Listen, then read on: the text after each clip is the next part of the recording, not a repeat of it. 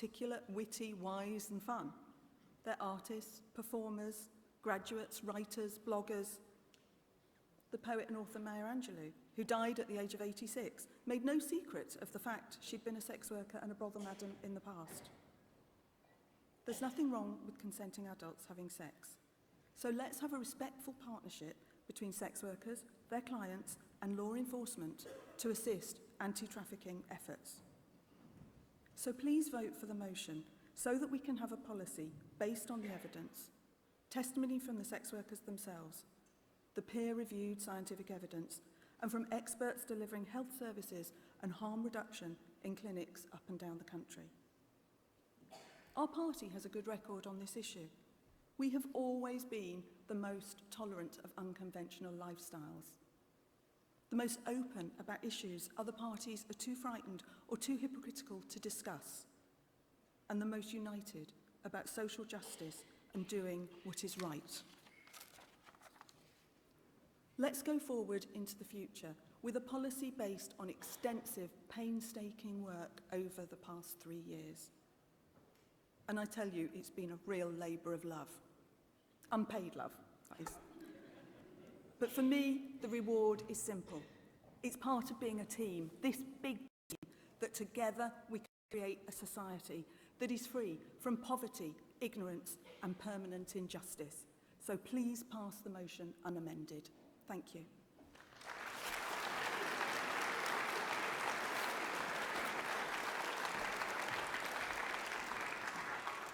Thank you. Could I ask Sarah Brown from Cambridge to stand by? And I now call Simon McGrath from Merton to propose Amendment 1. Conference. First of all, let me say that the movers of this amendment absolutely support this motion. The principle that people should be able to do what they like with their own bodies is absolutely a liberal one. And the proposal to pardon or quash past convictions of sex workers is also one that we support. But this motion goes rather further than that. It asks us to endorse all of the recommendations in the policy paper. And one of those recommendations in section 714 is that we should not only quash convictions of sex workers, but that we should also quash the convictions of curb crawlers. Now, I'm not convinced that curb crawlers are victims. I'm not convinced, having lived in an area which had a lot of curb crawlers, that this is a victimless crime. It caused enormous distress to some of the local women when they were approached completely indiscriminately by men in their cars in the crudest and coarsest possible terms to ask them if they were available for paid sex. And that's one of the reasons why in a number of places Lib Dems have campaigned to get the police to do more about curb crawlers, to get the local authority to change often the way that the traffic is managed locally to make it more difficult for curb crawlers. It's not a victimless crime. And if we pass this motion unamended, we're sending a very clear message to those women that their distress at being approached doesn't matter. And I don't think that's the message that we want to send. So, Conference, I'm going to ask you please to support the motion, but also support the amendment and send a very clear message that we don't think curb crawling is a victimless crime and we don't think curb crawlers are victims. Thank you very much.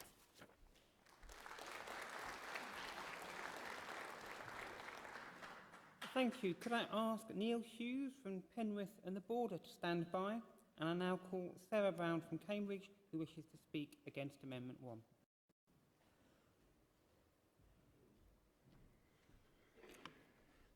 Good morning, Conference. Got the early slot. I had the incredible good fortune to serve on the working group which produced this policy paper. And I say good fortune because we spent a very long time, months and months in fact, taking evidence from a wide variety of sources. And this included many women working in the sex industry in one form or another. And they all told us what they wanted from lawmakers, from us. They wanted the things that many of us simply take for granted. They wanted to be able to have a bank account. They wanted to be able to work in safety. They wanted to be able to go to the police if they were robbed. They wanted to be able to build a credit history. They wanted to not have their children taken away simply because they were doing their job. What they were very clear on, to the point of unanimity, was not wanting their clients criminalised, as is commonplace in Scandinavia. We heard the facts and figures. We heard how criminalising clients made sex work more dangerous. We heard how it made the problems of trafficking worse. I won't bore you with statistics because what was important to me was the emotional power of what these women had to say. When their clients are criminalised, these women know they are more likely to get raped. They know they are more likely to get robbed. They know they are more likely to suffer violence. They know they can't vet their clients because they must operate in secret, away from the eyes of the law. I can rape you and you can't go to the police because they'll shut you down, is what women working under these conditions are being told by those who assault them. And yet here we are, seeing more and more countries across Europe adopting laws that criminalise the rights of these women. And these laws are usually driven by an ideological desire to save these women from themselves. We spoke to the women doing this work. We spoke to lots of them. They don't want saving from themselves. They don't want us to make their lives harder and more dangerous because we think some random idea of virtue is more important than their freedom. Let me tell you, conference, as a liberal and as a woman and as a human being with compassion for my fellow human beings, I found these arguments extremely persuasive. The amendment misses the entire point of this policy proposal. I would not quite describe it as a ranking amendment, but it is directly contrary to the liberal and evidence-based policy we want to adopt. Conference, nobody else is listening to these women. The mover said he didn't see curb crawling as victims, but that's not the point. These women want their work and their clients decriminalised. The evidence is doing so would reduce harm, and it's the right thing to do. It's the liberal thing to do. The amendment seeks to maintain the criminalised at least some of those clients. And but it will be interpreted by these women as yet another patriarchal attempt to save women's virtue from ourselves, whether we want it or not. Conference, the amendment does not strengthen our proposed policy. It does not do what women working in the sex industry want. It does not make them safer.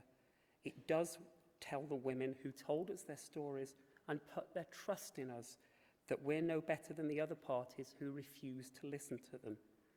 Conference, please reject the amendment and pass the motion unamended. Thank you.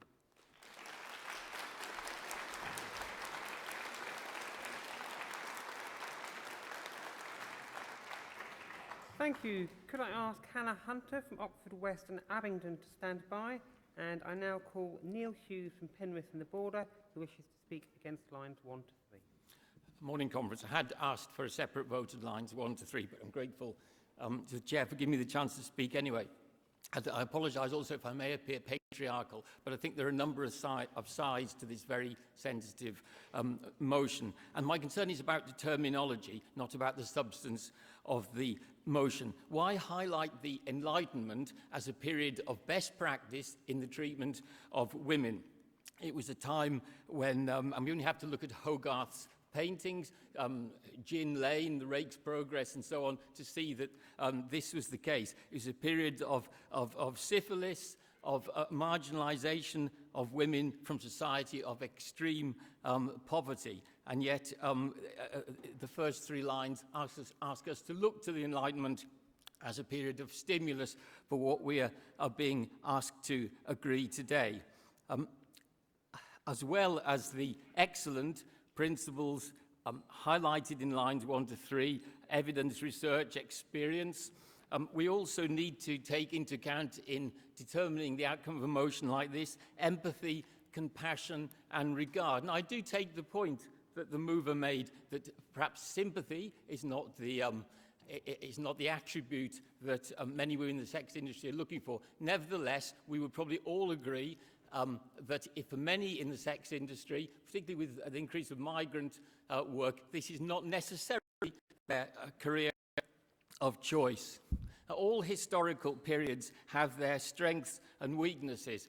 David Hume and Francois Voltaire may have been great philosophers, but they weren't particularly noted for their treatment of women. And I don't think we find a praise of women's liberty particularly encompassed within their works. I will support this motion, and I shall also support the amendment too, which I think makes very fair points. I lived in Hackney for 9 years, and I'm well aware of the disadvantages and the threat that curb crawling can seem to raise to many, and indeed raise to many members of the community. But I do support the motion as a whole, and particularly lines 43 to 46, to enable those who are involved in sex work to find alternative ways of conducting their lives if they should wish to. And finally, I'm not clear why we are looking back in history at all to a time of best practice. Were not the 60s and 70s genuinely more enlightened times in terms of treating more people as equal? But it's our opponents in the Conservative and Labour parties who seem to think that going back in time is something to be looked on favourably. We see Theresa May apparently aspiring for a time of not so splendid isolation, while Jeremy Corbyn clearly the 40s and early 50s were a better time than the present day. Chair, we are where we are. We need a policy that is strong for the present day and for going ahead. We need one that draws on genuine, healthy emotion as well as simple rationalism. An ideal society would benefit from both these aspects, and those who are margin society ought to receive the very best treatment from the Liberal Democrats. Thank you very much.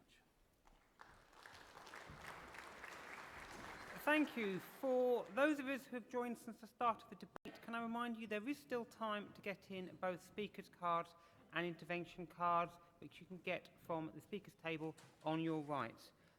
Could I ask Anthony Harms from Hackney to stand by? And I'd now like to call Hannah Hunter from Oxford West and Abingdon, who is a first-time speaker at conference.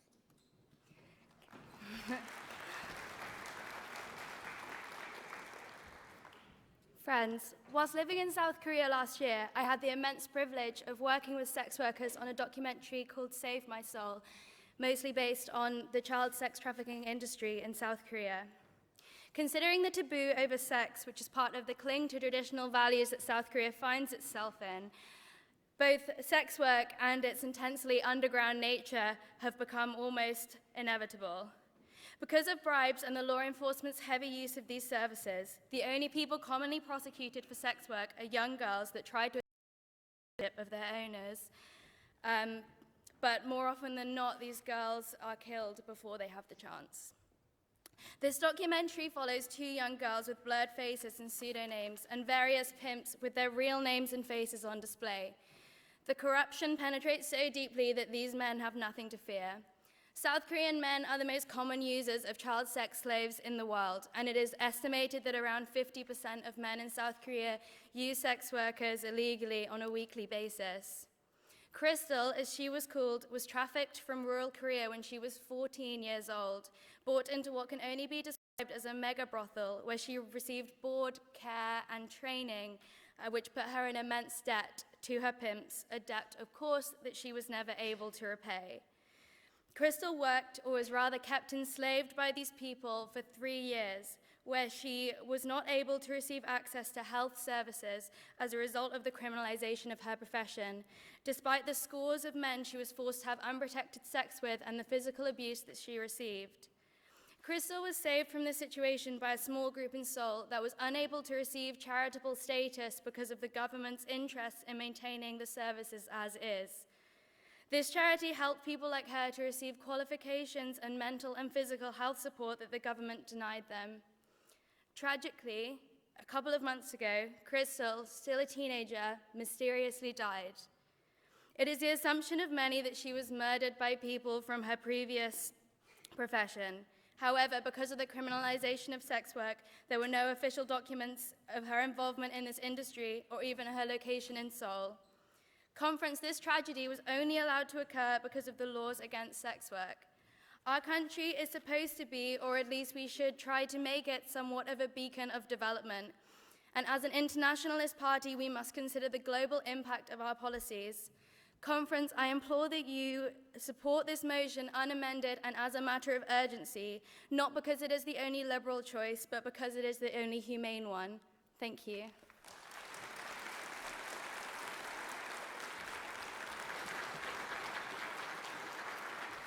Thank you. Could I ask Dr. Anne Morrison from South West Birmingham to stand by? And I now call Anthony Harms from Hackney, who is also a first-time speaker.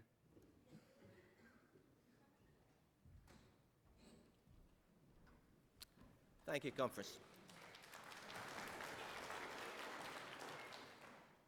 When I was courting, I would go and park up outside my girlfriend's flat and wait for her to come back from work.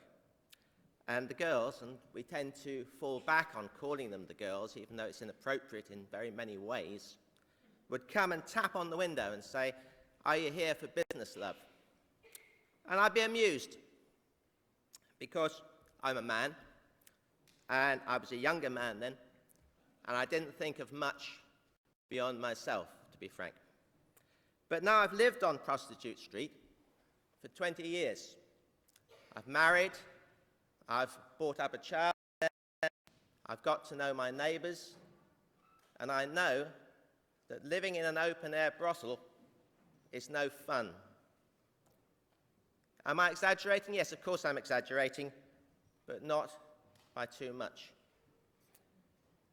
It's not just things like having to pick up the detritus from your front gardens in the morning because there are no facilities for women doing piecework on the streets overnight.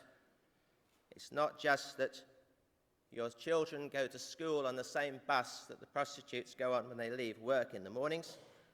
It's not because your 14-year-old has been propositioned, not often, but more than 3 or 4 times. It's not just because a member of the executive of your local party has said, "Tony, I don't want to come to a meeting at your address because last time I came, 2 men approached me at the bus stop. One of them took hold of me by the tit, and the other one asked me how much." Conference, you've probably been asked, like I've been asked, what do the Liberal Democrats stand for? And I suppose there are probably as many answers as there are people in the room. And one of the things I like to emphasise when I'm asked that question is it's about empowerment. It's about empowering local people to have control over their lives and their communities and their neighbourhoods. And there's a hole in this motion, a hole which should contain the people who actually live in the areas where street prostitution is carried out. What's very worrying when you live in a situation like this is when the 2 or 3 women who've been lurking around for the past year expand into 5 or 6 or 7 women standing at one intersection and waving at the cars. Because then you know the problem is becoming florid. And unless you have a criminal sanction at the back, a criminal sanction against street work, against soliciting, there is very little that can be done about it. Conference, what I'm going to ask you is this. Don't sit on your hands. Don't just pass this motion through because it looks vaguely as a whole Liberal. It's the people on the ground who need to make these decisions, not the people who come there to sell their bodies, not the people who come there to buy sex, not their local councillors who chat and gossip when they have a petition presented to them, not their local MP who's in a safe seat and can't even be bothered to go into Parliament for a controversial vote, not the politicians at Westminster, and, with the greatest respect to everybody here and to myself, not the Liberal Democrat Party. Please vote against this motion. Thank you. Thank you. After the next speech, we'll move to our intervention slot. I've had 1 intervention card, so could Andrew Hudson from Barron-Furness please wait near the intervention mic to the left of the hall. After the intervention, could I ask Dr. Mohsin Khan from Oxford East to stand by. And I now call Dr. Anne Morrison from South West Birmingham. Thank you. Conference, I only have 3 minutes, and I'm already horrified by some of the things I've heard today. The illiberal suggestion covered by the apparent reasonableness of Amendment 1. So although I want to speak in support of some lines, I want to tackle this. I'm a magistrate, and I have twice also lived in red light districts. By the way, prostitutes make great neighbours. They don't want trouble. And when I was a lot younger and weighed a lot less, I have endlessly been approached on the street, crudely, rudely, asking how much and sometimes politely. So I understand the people who are worried about curb crawling. But you do not need to make curb crawling illegal to deal with it. And those of you who have a problem and who say you've approached your police and asked them to deal with it, let me tell you, as a magistrate for over 20 years, we have endless laws on the statute book now that can deal with it. It is against the law to harass people, to put them in fear or abuse. If your police apply the existing laws, they can deal with any nuisance on your street. In fact, we have too many laws that criminalise people for ordinary behaviour. You do not need to criminalise curb crawling to stop it. And how illiberal. This motion is brilliant. I have campaigned for over 25 years on making our laws more liberal about sex work. Although I didn't do any work in the Working Party, I was one of the movers of the original motion over 20 years ago that started all this. How illiberal to say, yes, in a free society, non-coercive sex is legal and you can sell it. Oh, by the way, you'll remain a criminal for buying it. Would we do that for lollipops? I mean, what's the damn difference? It is absolutely stupid. And yes, curb crawling can be a problem for people who live there. People selling sex on your street, which nowadays is a very small percentage, is a problem, but the law can deal with it. Do not leave people's criminal records standing because then there is no route out. There are many parents, I'm also an ex-university welfare tutor, who might be horrified how tuition fees got paid. But do you want criminal records standing forever? Let's be serious. I haven't now got time because the yellow light's on. Please support this motion and look at the really forward-thinking things they've done. They've had the sense, if you read the policy paper, to say if sex work is to be legal, let's make damn sure that Tory government job centres can't force you to take jobs. They've said throughout, essential, anything non-consensual, anything underage will remain illegal. Do not pass Amendment 1. It's illiberal and it's unnecessary if the police do their job. And I know I sentence the people they bring to me.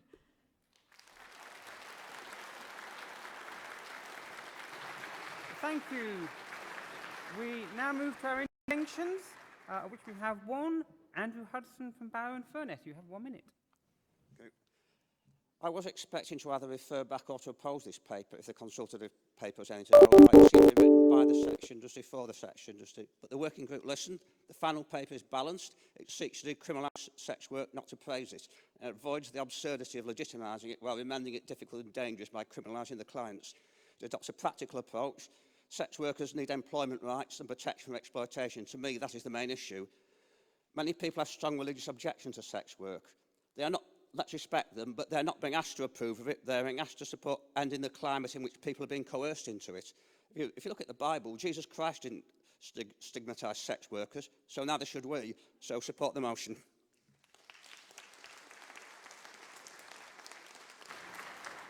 Thank you. Could I ask Becky Forrest from Bolton to stand by? And I now call Dr. Moshin Khan from Oxford East.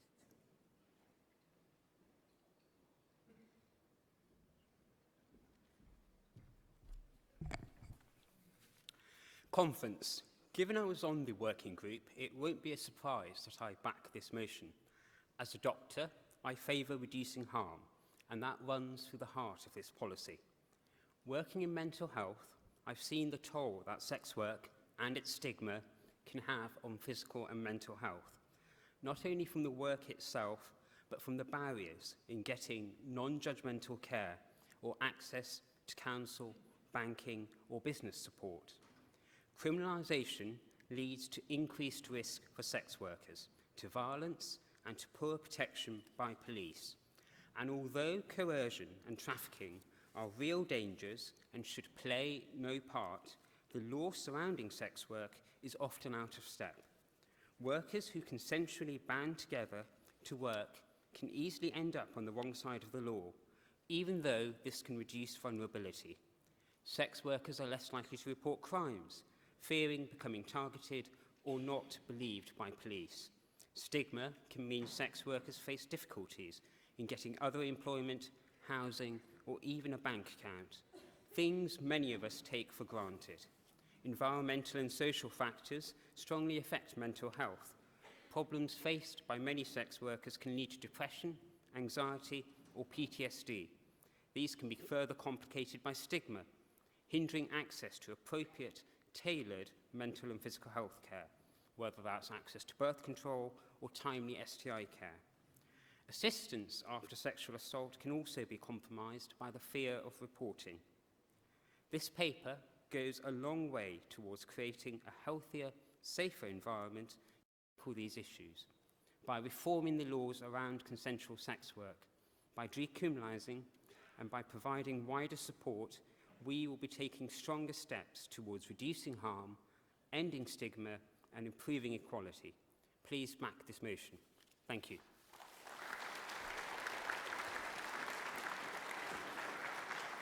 Thank you. Could I ask Charlie Halstead from Dulwich and West Norwood to stand by? And I now call Becky Forrest from Bolton.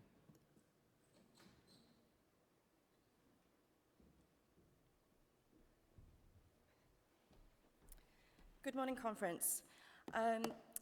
This is a motion. Motion is proposal number 6. There is a lot in this motion to do with sex workers, and I am all for protecting them from harm.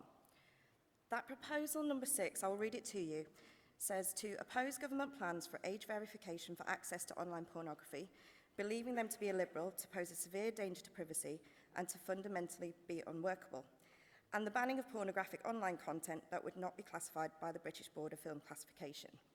It's all one sentence. There are 2 issues in that sentence, and I don't believe they are very clear. To me, this general proposal says the one is the opposition to the age verification by internet service providers, and on the other hand, opposing the ban of films which haven't been certified by the British Board of Film Classification. That is my interpretation of that clause, and I'm not entirely certain it's correct because of the way it's been worded. Apart from that issue of the wording of that proposal, I do have little concerns on either of those, both those issues. So I'm not sure they've been fully addressed in the rest of the motion where we were talking about the film classification, etc. So basically, I'm in favour of the motion, but I would only consider supporting it if that clause 6 recommendation was actually removed. Otherwise, think we're just trying to shove something into the motion to get something through that hasn't been as well thought out or as properly thought out as the rest of the motion. Thank you.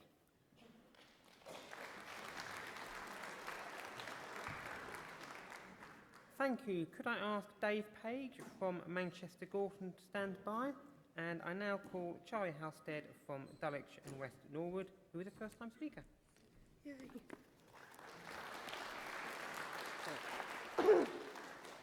Excuse me. I'd like to speak against the amendment and generally for the main motion. Being propositioned is not a consequence of prostitution and prostitutes being on the streets. Being propositioned is a consequence of being read as a woman in the society we live in. I have been propositioned in Stoke-on-Trent and in Camberwell and in Brixton and at the top of Whitehall. These are not all places where prostitutes are typically known to gather. I can't say much about Whitehall, but you know. The solution, therefore, is not to say that we must continue to demonise curb crawling. The solution, therefore, is to say we must actually enforce them because it's the only way they can make a reasonable living. Because we live in a society where they are intrinsically excluded from many professions by the fact they're trans, especially in service industries. People, it happens. Yes, we have laws against it, but those aren't being enforced and they're not strict enough. So it can't just be, oh, you're in sex work because you're ill-educated, you're in sex work because of this or that reason. There needs to also be a fundamental understanding that the reason that many people are in sex work is because they're treated badly in the society that we live in, and that's the only choice they have left. And we need to change society, not just sex workers.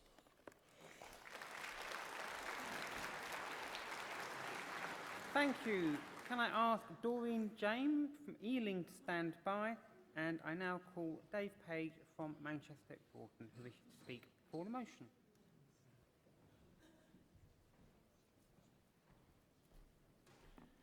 Good morning, conference. It's great to see so many people here and great to see so many people speaking in favour of this well thought out motion.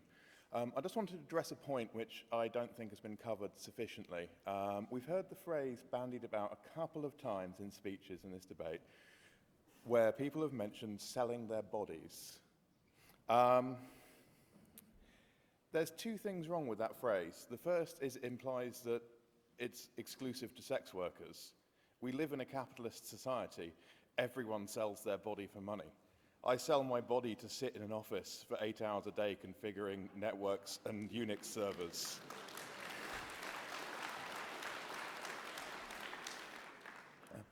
And the second thing wrong with that is it implies that sex work is some kind of menial labour.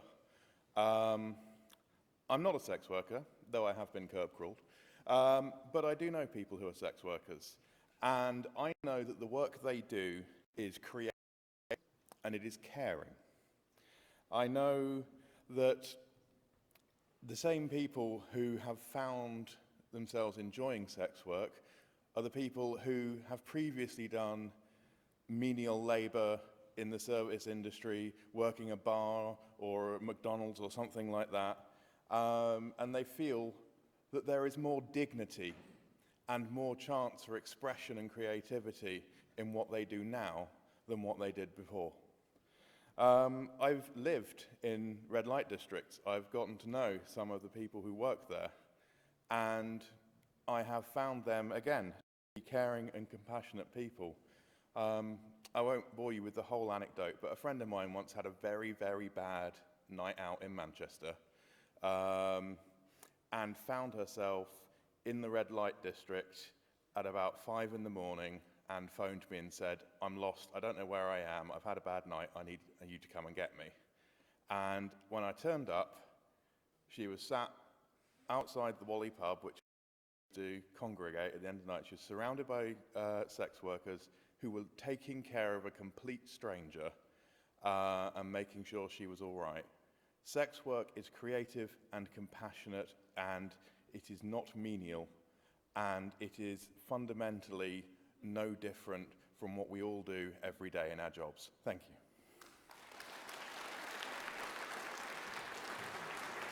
Thank you. If we have the proposer and summator of the next item in the hall, please, could they please put in speakers cards? Could I ask Sarah Ludford from Islington to stand by? And I now called Doreen James from Ealing. Hello, this is prompt you. Firstly, as a student at UCL, I was curb crawled, and it was a dark night, not very late, but it was a totally threatening experience because I was in a street on my own, apart from the going away. Secondly, I had a landlord who let out his property, as landlords do, but it became a brothel. Now, the woman working next door had my sympathy because, believe me, she worked very hard. I could hear the sounds, and she worked very long hours. But it wasn't a very pleasant experience for me because I was trying to live a normal life on normal hours. I would also ask you to remember the wonderful film with Julie Waters about Madam Sin. Now, she actually ran a professional establishment With cucumber sandwiches, the edge is cut off the cucumber. What concerns me about this policy is that it is all written from the point of view of protecting the prostitutes, sex workers, and I do believe they need protecting. But I'm concerned about the rest of society who are living around these workers, and I don't believe it addresses that problem. Maybe that's a different policy, but I would like to bring it to your attention. Thank you.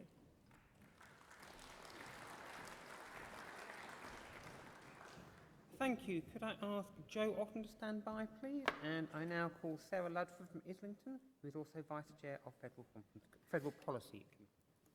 Yeah, I wasn't really intending to speak on this, but I do support the paper and the motion overall, but I was a bit unhappy finding that those moving the amendment were being accused of being illiberal. I don't think it's illiberal to worry about nuisance to local communities. Councillor in the 1990s in Clerkenwell in the London Borough of Islington, I can totally accept that things have changed quite a lot since then, and a lot of sex work has moved online. But I think the possible nuisance to local residents and communities should not be dismissed by accusing people of illiberalism. Now, I don't think, because obviously of space-time, that the section on communities in the policy paper, section 7.6, has been able to be fully reflected, perhaps, in the motion because of, obviously it's a summary. But I would urge that aspect to be taken into account. I do also think that the point has been somewhat missed on Amendment 1. What they're saying is that if the past conviction, you shouldn't quash a conviction for curb crawling if it would now be decriminalised. But harassment is still criminalised. Had the law in the past been for harassment, as ideally it would have been, that wouldn't now be quashed under this proposal. So it is entirely legitimate for the movers of Amendment 1 to try and, in my opinion, change Section 4 there. And I think that it's been unfair, the way that the amendment has been portrayed. And I would urge that you look at Section 7.6 and think about how nuisance would be tackled, given that local authorities, with such big cuts, anyone who's been a local council knows it's jolly difficult to get the town hall to focus on noise nuisance. And I think you'd find the same challenges in this environment. Lastly, I would just say I'm glad to see Section 3 on additional support for those seeking to leave sex work. We all have our different views on the legitimacy of sex work as a career choice. We had a policy paper 20 or 25 years ago, which I didn't like. I think this is much, much better. But not least because it does have this Section 3, that those trying to leave sex work should get additional support. It's not a moral issue so much as something which enables people to make choices which are real and which are not constrained by the lack of support for changing their lives. Thank you. Thank you. Could I ask Charlotte Kane to stand by? And I now call Joe Otten, who is summating for Amendment 1. Thank you. Thank you, Conference. Good morning. If you have a look at the paper we're discussing, it says on the front, a rational approach to harm reduction. And that is the point I wish to address. It doesn't say endorsement of sex work as a lifestyle choice. That may be your view, but it's not the proposal you're being offered. The point of this paper, which we support, is to say that criminalisation has not succeeded in reducing harm. It may have been an attempt to reduce harm, but it has failed, and we need to decriminalise to protect sex workers and wider society. Now, if you are decriminalising for that reason, then the case for quashing past convictions is not the same. It's very different to the case for quashing past convictions, say, for homosexuality, where we are saying that is a perfectly good lifestyle choice, which you should be proud of if that is your identity, and we will support you in that. Absolutely quash past convictions for homosexuality. This is a very different case. You say we quash past convictions for sex work because those convictions are hurting the most vulnerable people in this equation. And that is the right thing to do. But then we come to curb crawling, and curb crawling is a form of sexual harassment. And we seem to be accidentally, by this blanket measure, saying, well, let's quash past convictions for a form of sexual harassment too. And I think that is a very, very bad message for this party to send. And it would be a mistake to adopt as our policy. There were some speakers spoke against Amendment 1, and I don't believe they really addressed it. And Sarah Brown's speech, I agreed with every word. She was speaking in favour of decriminalisation. We're not changing a word of the decriminalisation policy. We're supporting it. Anne Morris spoke passionately in favour of decriminalising curb crawling. Again, we're not changing the policy on decriminalising curb crawling. The curb crawling offence will no longer be necessary because there is an offence of harassment. There are other offences that will cover it. People who are guilty of harassment in the past may well have been prosecuted for curb crawling because that was the offence that was available at the time. And those prosecutions, those people were guilty of sexual harassment, were caught and convicted, banged to rights, and those convictions should stand. So conference 1. Thank you. Thank you. Could I ask Charlotte Kane now to submit for the motion, after which we will move to the vote. Friends, thank you very much for a really interesting and thoughtful debate. I'm a rather interesting person to be summing up on this because actually I'm quite uncomfortable talking about sex work and pornography and we've covered in the working group. But back in 1990s, I lived in Birmingham and I was a member of the local party in Selly Oak. And one of the speakers spoke about living in what he called an open-air brothel. Well, I lived in a similar place, right on the edge of the red light district, so activities did spill over into our front garden. And so that's why we first thought of looking at how to deal with prostitution. And I'll be honest with you, my views were largely around enforced curb crawling, get rid of it. This is something really horrible. But we started looking into it, talking to some of the workers, talking to the police, talking to the health workers who worked with the sex workers, and we realised it's an incredibly complicated issue. And so we came to conference and we asked conference to set up a working party, which it did, and there was a paper in 1994 where conference decided to decriminalise prostitution. But as we heard from Belinda and many of the speakers, a lot has changed since 1994, some of it for the better, unfortunately, some of it for the worse. So we needed a new policy working group to update our policy for the 21st century. Since we first started talking about it at Selly Oak and at this conference, various governments have tightened some aspects of the law and relaxed others, but nothing has worked. More than half of sex workers have been raped or sexually assaulted. And since we started talking as a party about sex work in 1990s, 153 sex workers have been murdered. I was shocked back in the 1990s to hear stories of attackers telling sex workers, you can't complain because you're breaking the law and the police won't help. But I was truly ashamed to hear 20 years later the same stories of people feeling they could attack sex workers with impunity. We have to make fundamental changes to the law to stop this violence against sex workers. New Zealand has decriminalised sex work, and early indications are that it has made sex workers safer. So Amendment 1 talks about distress to local women from curb crawlers. If you are suffering distress, you should go to the police and report it. It is harassment, and they should be dealt with under the harassment laws, which incidentally have tougher sentences than the curb crawling laws.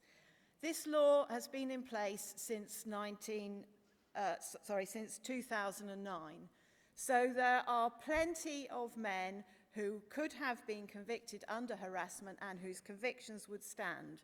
But those who have been committed for curb crawling, those convictions should be quashed. We heard over and over again from sex workers and from other people who have done research in the field that criminalising clients makes the sex workers less safe. We heard arguments against lines 1 to 3. Of course, I don't want to go back to the period of the Enlightenment, but I would point out we haven't put it in capital letters.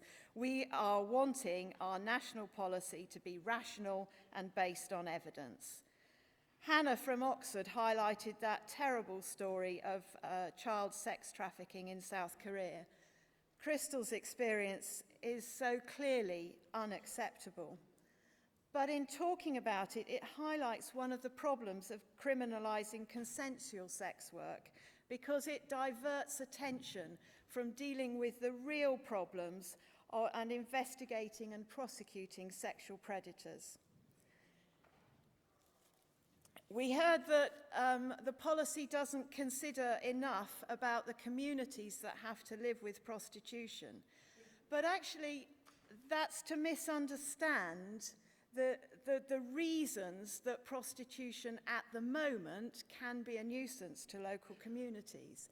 It's because of the various laws around it that people can't advertise openly. They can't get appropriate premises for brothels, and so they end up in inappropriate places. They end up putting unclear things that they're masseurs or whatever. And then if you're a masseur, you get people thinking actually you're offering a different service. If we decriminalise it, it can be open, it can be properly planned by the workers, and it won't be a nuisance to local communities and a threat to other people who are not sex workers. We had someone talking about objecting to our proposal to oppose the plans for age verification and bans on some films.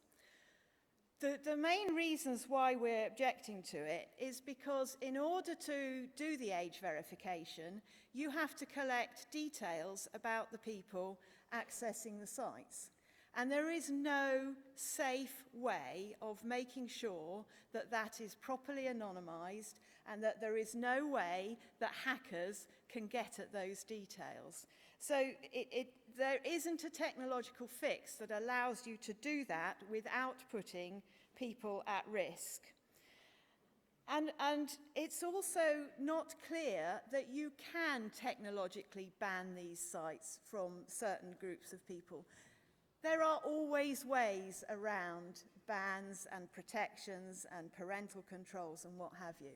So we don't want as a party to be saying to parents, don't worry about your children on the internet, it's all locked down, they can't see anything that you wouldn't want them seeing. We want to be very clear with parents, it can't be locked down. Your child needs to be well educated, well supported by you to understand how to use the internet safely, and you need to be keeping a weather eye on what your child is doing on the internet. We don't want to give them false security. Decriminalisation will help foster a positive culture where the importance of consent is paramount. Laws against rape, sexual trafficking, grooming, underage sex, and other sexual abuse will be strongly enforced, and the state doesn't interfere in consensual activity between adults. Conference, please reject the amendment and support the motion as a whole. Thank you.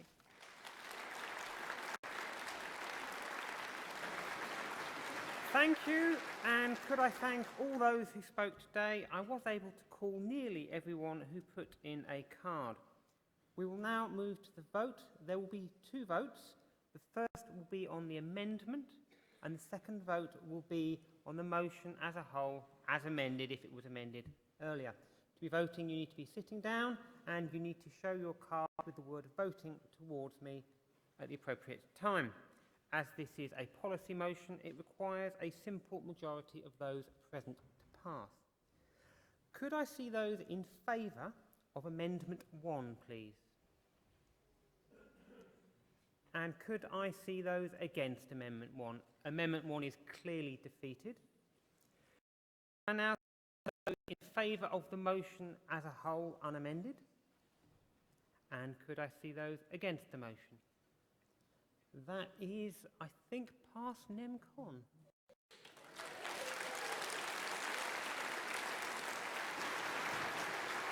Thank you very much. I'd like to thank my aide on the stage, Liz Lynn, my aide in the hall, Kazim Asfal. As a reminder, the emergency is open. You can find details on the back of Conference Daily, and they should be returned when completed to the Speaker's desk on your right. I now hand the chair over to Chris Mains for the next item.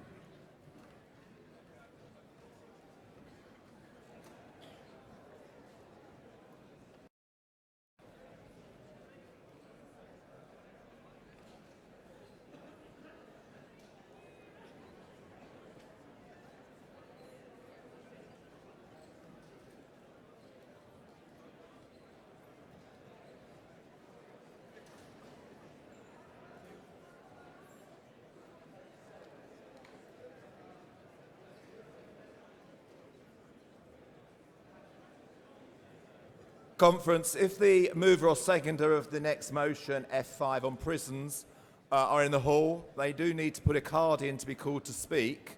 We have a problem if they don't.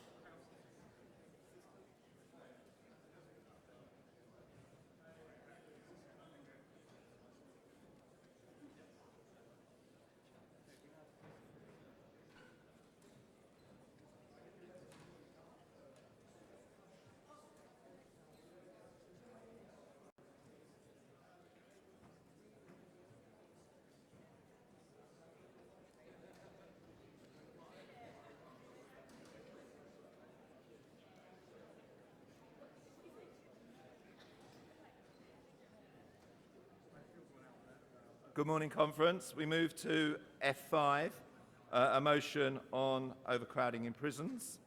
There is one amendment, which is in your daily announcement sheet, which is being moved by the Kingston Party. Can I ask David Ryder-Mills to stand by and call Duresh Harry Peru to move the motion?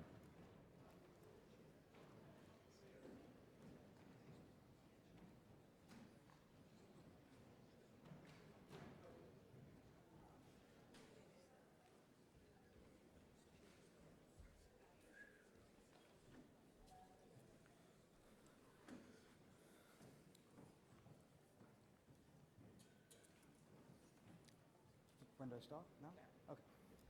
Okay. Good morning, conference. As a party, I think we're built on doing the rational thing, on doing the smart thing. We're not like other parties. We're not driven by ideology to do things for the sake of doing them. But in terms of criminal justice, we've been standing alone in our ground of making sensible policy. The Tories, as you know, since Michael Howard and the statement that prison works, have been going for a hard agenda. And the same with Labour, through Tony Blair and the statement to be tough on crime and tough on the causes of crime. Well, I think that's an oxymoron. I think to be tough on the causes of crime, that is being tough on crime. There is no other option. The only way to solve crime is to deal with the fundamental issues underlying it. But unfortunately, the attitudes of the two main parties have driven overcrowding, and this does not solve the causes of crime. And this is causing great humanitarian, social, and economic impacts for the country.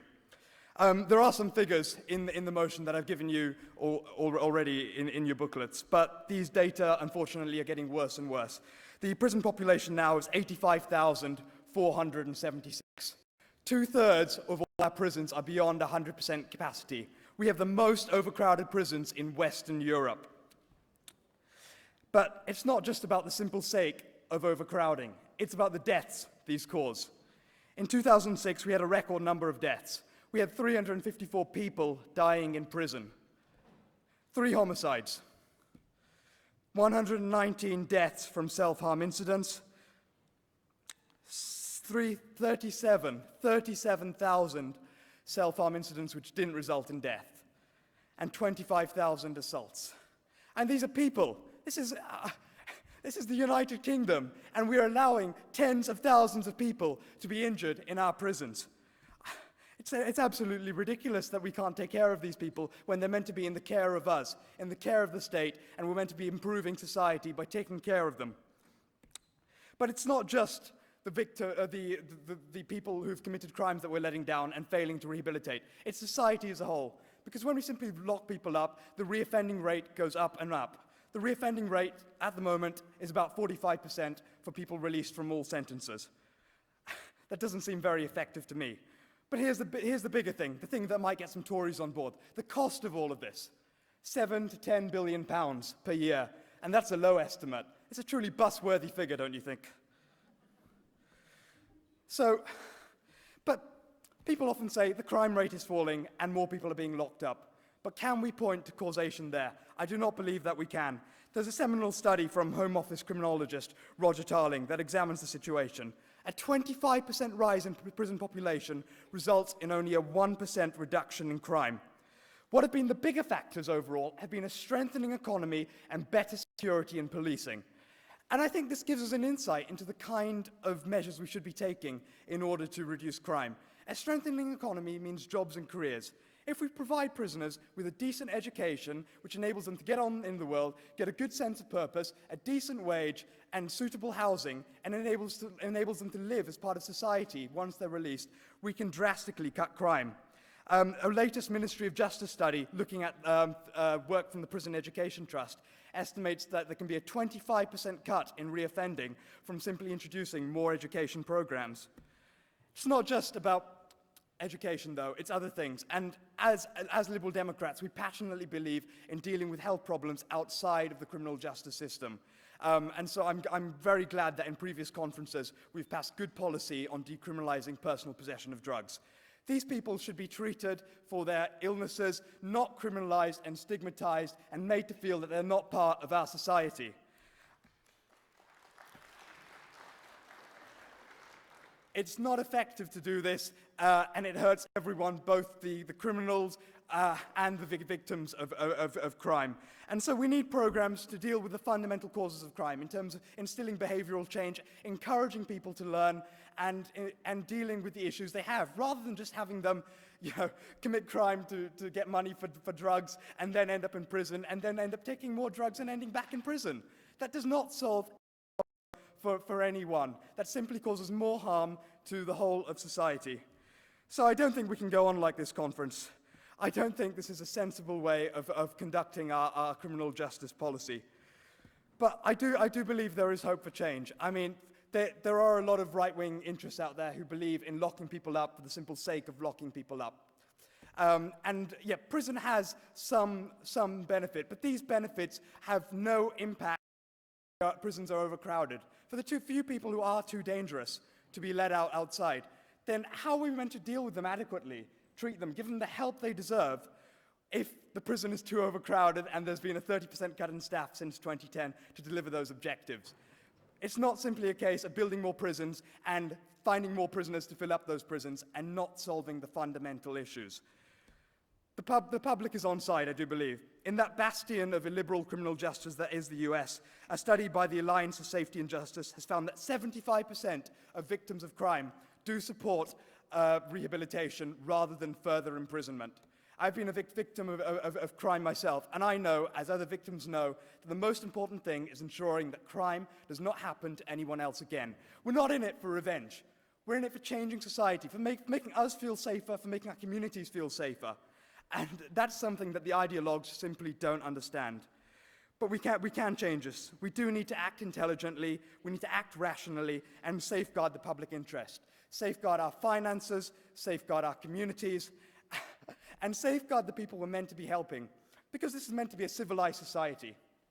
We're not meant to just be allowing people to rot in jail and go in there again and again, and not be treating their issues. For any other class of person, apart from criminal, we believe in helping them. But somehow, once someone commits a crime, we make them their crime. We don't think this is a person who has had some bad life experiences who's ended up there. I don't think anyone is born and grows up wanting to be a criminal. I think people come from bad circumstances and are pushed into difficult lifestyles and having to make hard choices. It's easy for a lot of politicians in Westminster to say these people have made their choices and they deserve it. But I don't think life's so simple. I think we are the product of our circumstances, and I think we need to stand up and do what is right and help people change their circumstances. So thank you, Conference. Please support this motion. Thank you, Daresh. Can I ask Luke Blackett to stand by, and I call David Ryder-Mills to move the amendment set out on page 11 of the Conference Daily. Thank you, Chair. Good morning, Conference. This is an excellent motion, but we think that there is an important section missing in order to achieve the objectives that I'm sure we would all like to see: safer prison environments leading to a lower level of reoffending and a smaller prison population. A real case for invest to save, as Durgesh has intimated. For almost all of the last 12 years, I've been a caseworker for one of our members of Parliament, currently the very excellent Sarah Olney in North Kingston and Richmond Park, and previously Paul Burstow in Sutton and Cheam. In my time in Sutton, I worked with several recently released prisoners who had very largely been left unprepared for the world of work, again, as Durgesh said. A lack of a well-equipped and reliable education service within their prisons, combined most regrettably at a time of great damage done to the probation service in recent years, has left them without the basic qualifications needed to obtain a job in the modern world. For example, I will always remember one middle-aged potential recidivist who had always found employment in the past between spells in prison by visiting building sites and asking the foreman what work was available. This is no longer possible, as he had no basic and statutory qualifications in site safety. Worse, he had no IT skills to complete the assessment online. Worse still, the charity working with him as part of his probation in order to address this had just closed through lack of funding. Consequent to that, his benefits were sanctioned as he was deemed not to be actively seeking employment. This in turn led to impossible rent arrears and the threat of homelessness. During one memorable interview with him conducted outside the MP's office, but in full view and intentional view of other staff in the office for fear of possibly violent reaction from him, he informed me that he respected all we were trying to do for him, but would now go and, quote, thump the lady at the job centre. so that at least he could access a dry roof over his head, albeit in a cell. Talking to him was not easy. The situation, perhaps extreme, was entirely predictable and should have been addressed by simple and effective education within the prison or probation service. It had not been, and I fear it would not be today. What we're calling for in this amendment is a commitment to making a sea change to the quality of the graduates from our prisons to lessen the chances of their readmission. Please support this excellent motion, with or without this amendment, but preferably with it. Thank you. Thank you, David. Thank you, David. Will Danielle Parker please stand by? And I call Luke Blackett to speak against the motion. Luke is from Hammersmith and Fulham and is a first-time speaker to conference.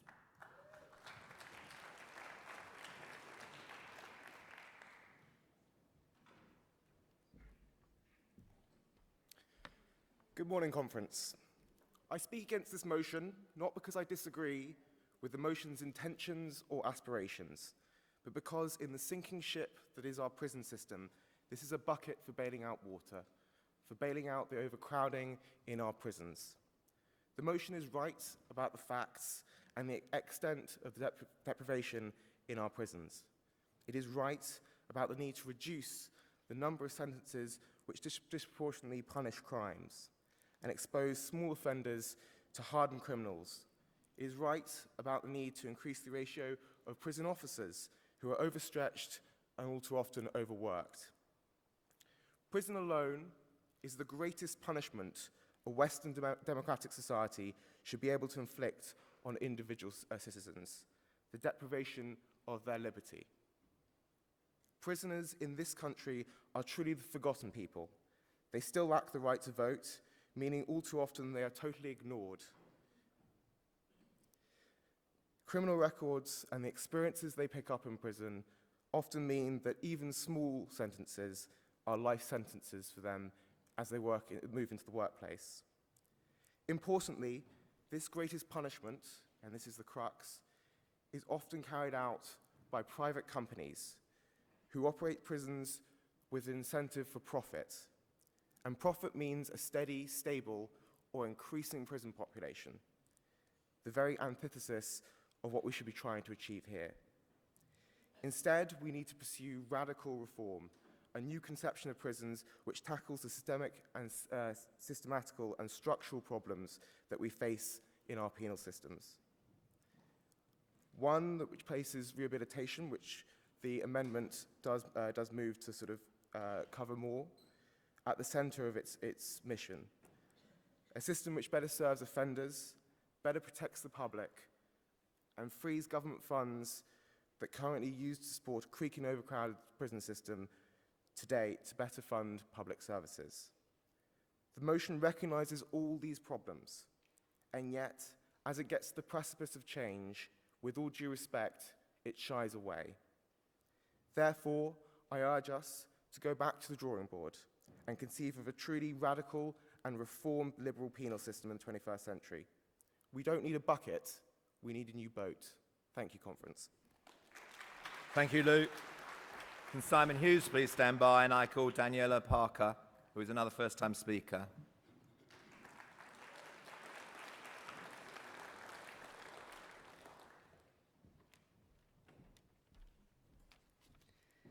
Good morning, conference. For the past 13 years, I've been working in prisons in England with both male and female offenders within the drug and alcohol field. During this time, I have seen a decline in the standards, an increase in violence and drug use, and increasingly overstretched services. I applaud this motion and strongly urge you all to vote in favour. As has been recognised by conference, overcrowding in our prisons has led to services being overstretched.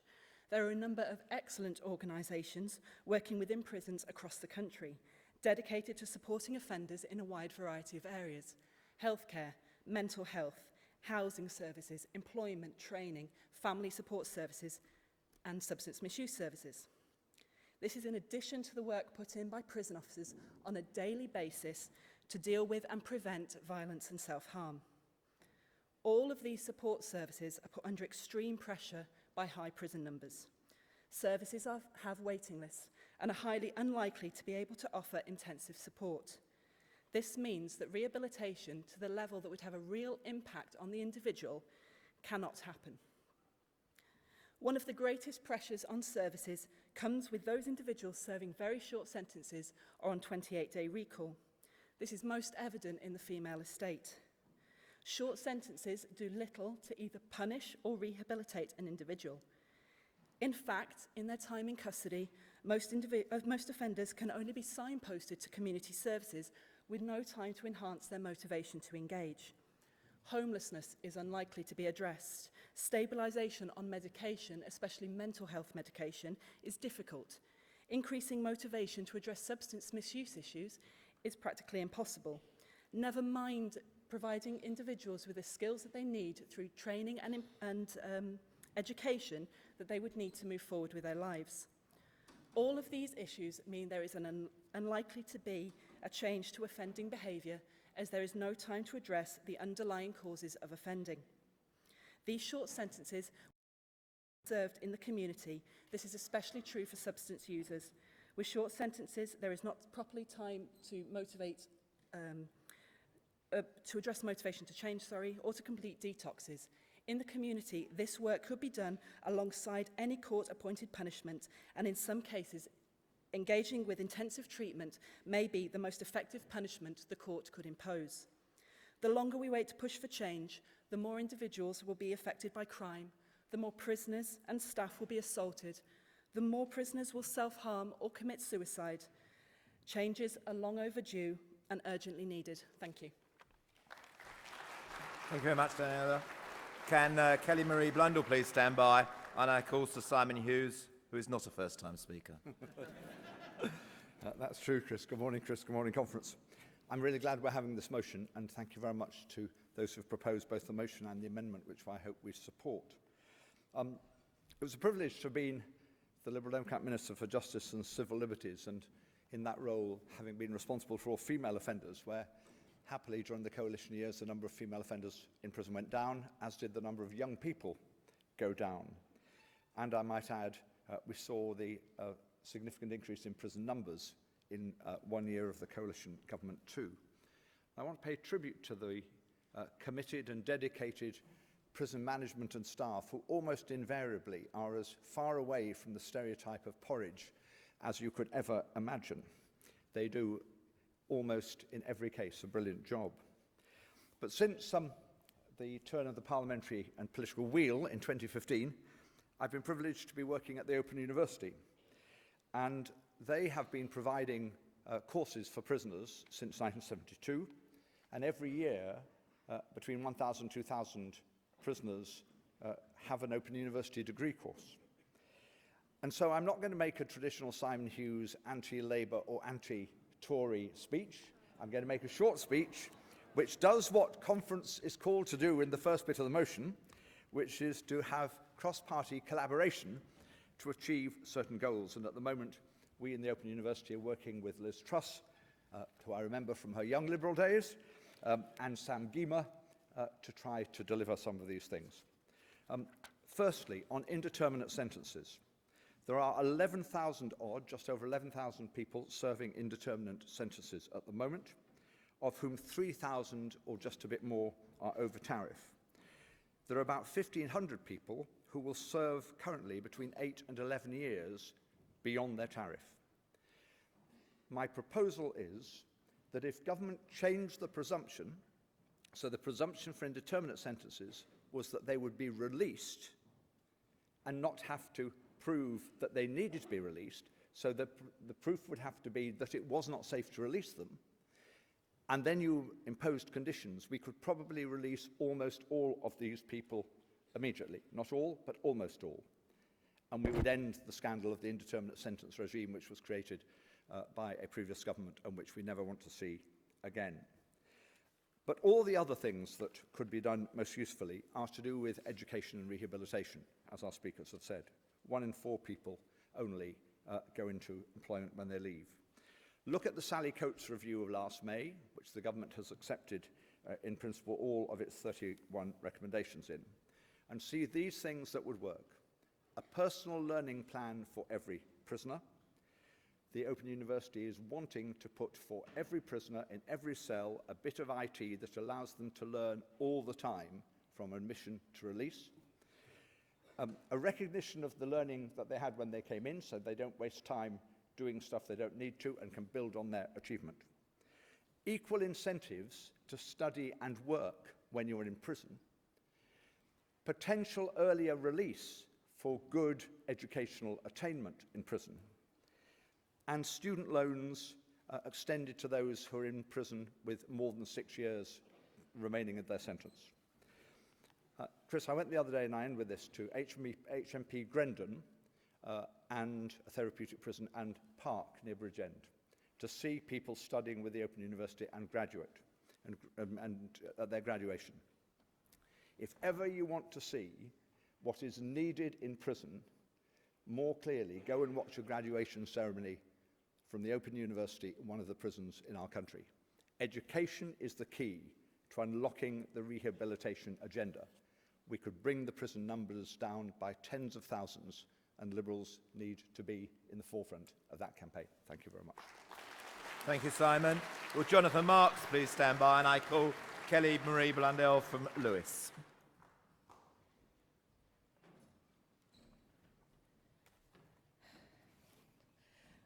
We are not facing a prison crisis, we have a prison crisis. If you read the numbers in the motion, it really shows you just how desperate our prison services have become. It's utterly shocking. Since 1992, the prison population has risen by 92%. 11 prisons have been closed since 2010. That's a loss of 6,347 places across the country. And at the same time, we've lost 6,000 prison officers. Is it any wonder that our prisons are in crisis?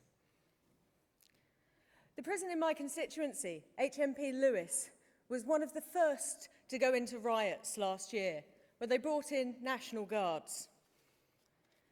And of course, that was a domino effect. We then saw Birmingham, Bedford, Swaleside, Wilson Green, more and more prisons with violent outbursts. Is there any more need for a time to tackle the problems in our prison? Let's look at the numbers locally. In Lewis, in October 2016, there were just 4 prison officers on duty when the riots happened. That's 4 prison officers to cover 165 prisoners. When you also take into account there was a 45% rise in violent outbursts in Lewis in the prison last year. Prisoners were being locked in 23 hours a day because of understaffing. And it's operating at 106% capacity. Is it any wonder that there is a problem? Even worse, a prison officer in the constituency was sacked after she went to the papers raising concerns about staff safety. The riots in Lewis were a toxic mix of a rising population, overcrowding, and a lack of staff. The answer to resolving the prison problem is not arbitrary caps on the prison population. The answer is not building more prisons. The answer is not privatising more prisons. Fundamentally, the problem that we're facing with our prison services is a lack of staff, and we must go further than the government's lip service pledge of 2,500 officers and make sure that we see a full 6,000 prison officers restored to manage the populations, as well as reducing the number of people that are incarcerated. Conference, please support this motion. Thank you, Kelly Marie. Can I ask Tina Lashmore to stand by? And I call Lord Marks, who is our Shadow Justice Secretary spokesman in House of Lords. Conference, this motion, the amendment, and every speaker so far eloquently describe the crisis in our prisons. The motion rightly identifies overcrowding and understaffing as the most potent drivers of failure. It points up the appalling levels of violence, assaults, prison suicides, incidents of self-harm at their highest levels ever, and each one of them not just a statistic, but the culmination of a personal story of tragedy, failure, and despair. Peter Clark, the new Chief Inspector of Prisons, accurately but depressingly summed it up in his first annual report. There is a simple and unpalatable truth about far too many of our prisons. They have become unacceptably violent and dangerous places. Our prisons conference shame us as a nation, many lacking in human decency, with old, dilapidated buildings and squalid, unhygienic cells, built for one, but regularly used for two, with open toilets denying prisoners privacy, with bad food, and with a regime that dehumanizes and degrades and fails adequately to treat mental health, drug, and alcohol issues. This horror is compounded by prisoners frequently locked in their cells for 22 hours a day, locking them into criminalization, locking them out of rehabilitation and reform. And all because there aren't the staff to manage prisoners safely outside their cells. The Prisons and Courts Bill says it aims to reform and rehabilitate, to prepare prisoners for life outside. But this will not happen without cutting numbers. That will mean a radical, Daily Mail-defying approach to sentencing. We've done it in the youth estate. One of the great successes of the coalition, as Simon pointed out, a dramatic fall from about 2,500 in 2010 to about 830 now. Achieved by a different approach to sentencing, with new guidelines focusing on the person as well as the offence, on background disadvantage, including factors flowing from ethnicity. We could do it for adults too.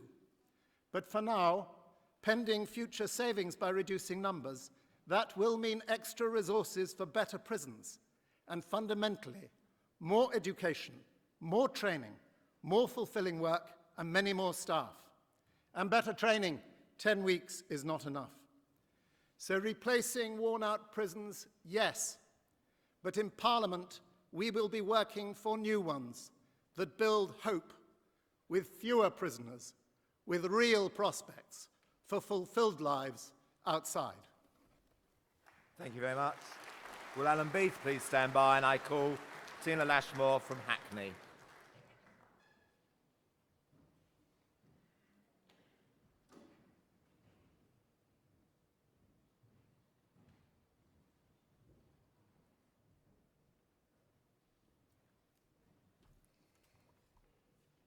Thank you. Good morning, conference. I'm just going to make this pitch quite short, and that's because as a criminologist, everyone else has already given you all the figures. So just to say, I speak with a conflict of interest. I'm the only manager that works with young people. So out of 21 private companies, I'm the only manager that works with young people under 25.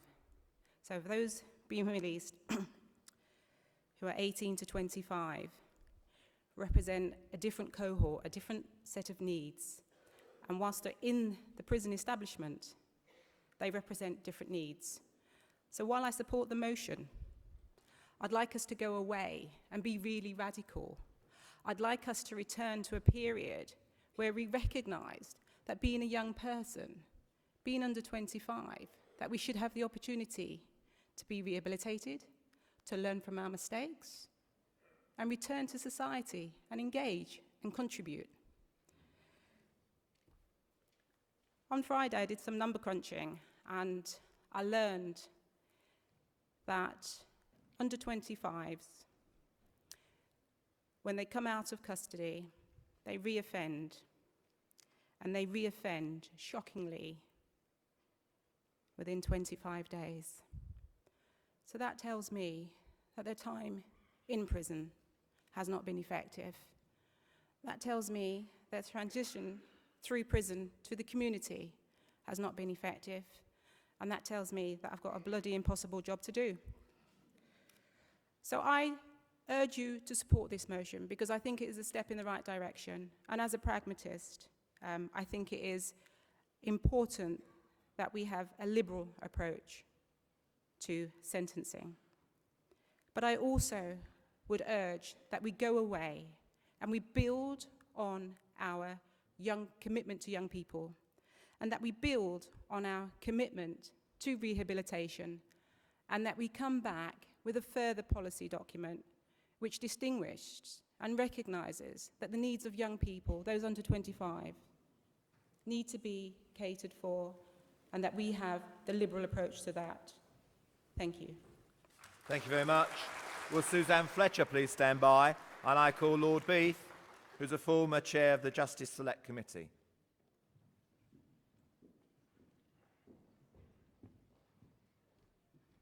Conference, we have the highest rate of imprisonment in Western Europe, twice that of most of our neighbour countries. As Simon Hughes, who was an excellent Justice Minister, just pointed out, there's a lot of good work going on in prisons, but suicides are up by 1/3, assaults on staff are up by 40%, assaults by prisoners on other prisoners are up by 28%. The consequence of too many prisoners with too few staff. Remember Chris Grayling? He managed to make so much of a mess in the gave him transport, so he had more scope. Well, he had a great wheeze, which was that you'd create a reserve of retired prison officers who would be available to help with the staffing crisis when you had a problem in the system. You know how many people the government has managed to recruit to that reserve? Not 1,000, not 100, 10. I don't think that's going to solve the problem. Successive governments have encouraged longer sentences, ignoring the fact that keeping people in custody is a huge commitment of public money. And making the prison system effective with the numbers we've got now requires far more money than is being put into that system. Now, if we are to reduce prison numbers, and we must, unless we're prepared to spend vastly more money on the prisons, we need to think about what we have to do. Much more effort needs to be devoted to diverting young people away from embarking on crime, particularly when drugs or alcohol are involved.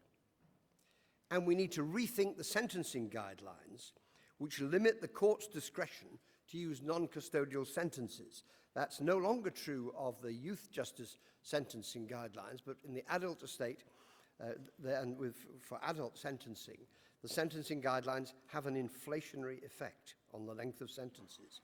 And we must break the habit of treating the length of the prison sentence as the only measure of how seriously society takes a crime.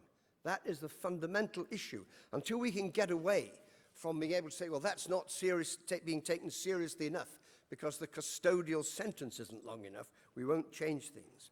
And that means developing alternatives to custody which are seen to be demanding, restorative, and effective. And it means showing our support for victims, not by knee-jerk demands for longer sentences, but by preventing more victims being created by the measures to deter and prevent crime that we introduce, and by the diversion of those who are beginning to be involved in the criminal justice system. Tory ministers and the Tory press continue to press for the misuse of public funds, because that's what it is, overloading our prison system to destruction. Labour aid and abet them. It is a failed approach, and it's time to change it. Thank you very much. Will Ed Davies stand by to summate on Amendment 1? And I call Suzanne Fletcher from Stockton. Many of you will know that Suzanne is an incredibly hard-working member of Lib Dem's Seekers for Sanctuary.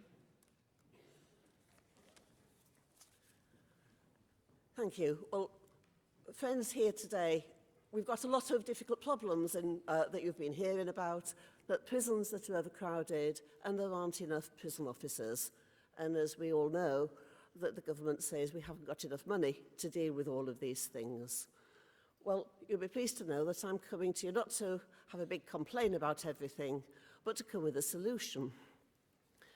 The situation we have at the moment is people are detained for immigration purposes, and immigration purposes alone, not because that they need to be kept away from society or punished.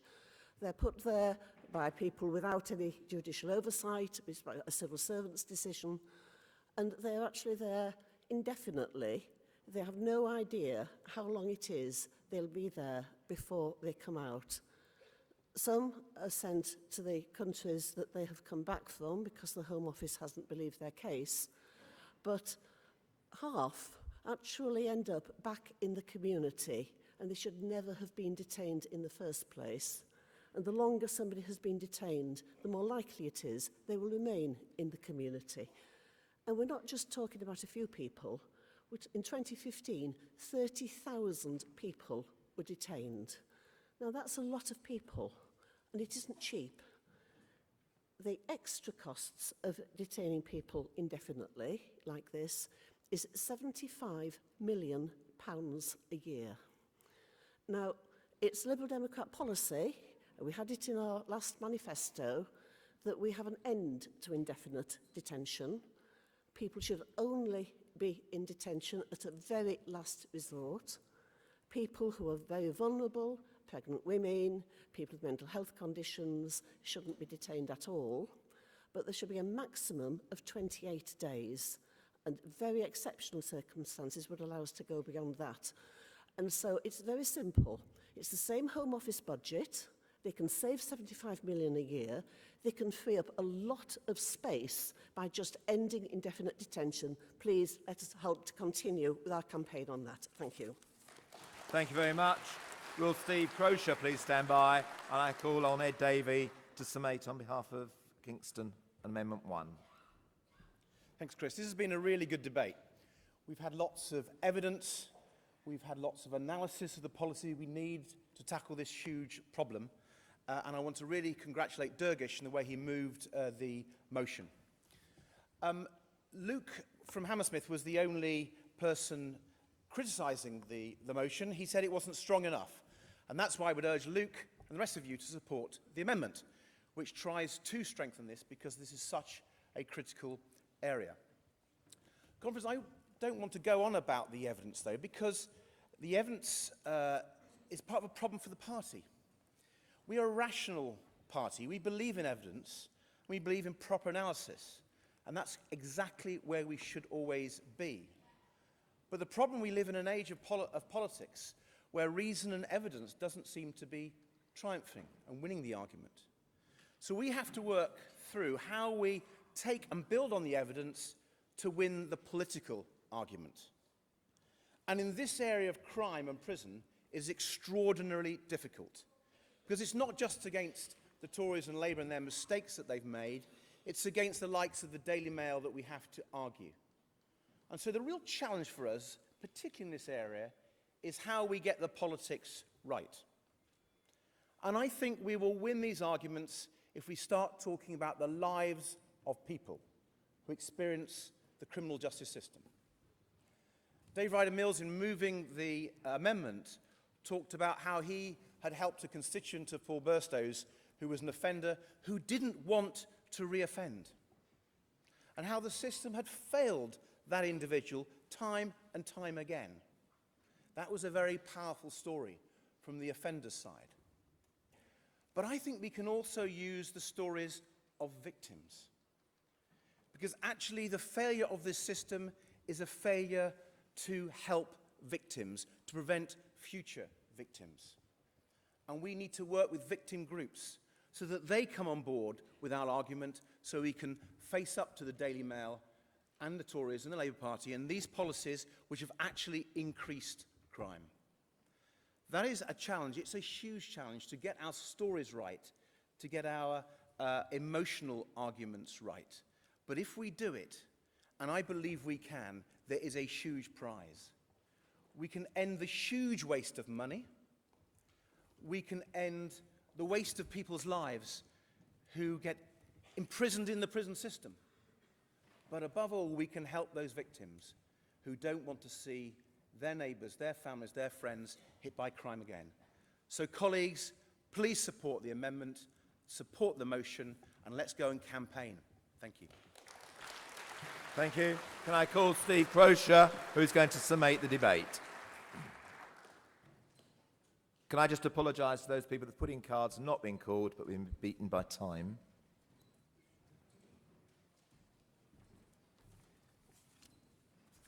Good morning, Conference. Thank you very much to Harry for putting forward this motion. It's greatly appreciated, and the level of debate that we've had here this morning has been fantastic.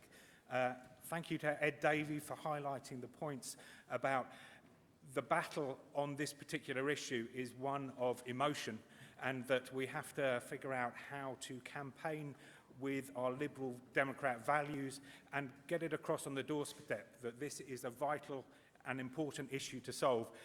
And the gains that we have in our grasp is probably, if in government, we would have a 25% reduction in prison numbers over 12 to 18 months if we instilled a series of policies that reduce prison numbers. And with that, there is a tremendous potential gain of £1 billion, say, which could be reinvested in education to reduce prison populations for the long-term benefits of everyone.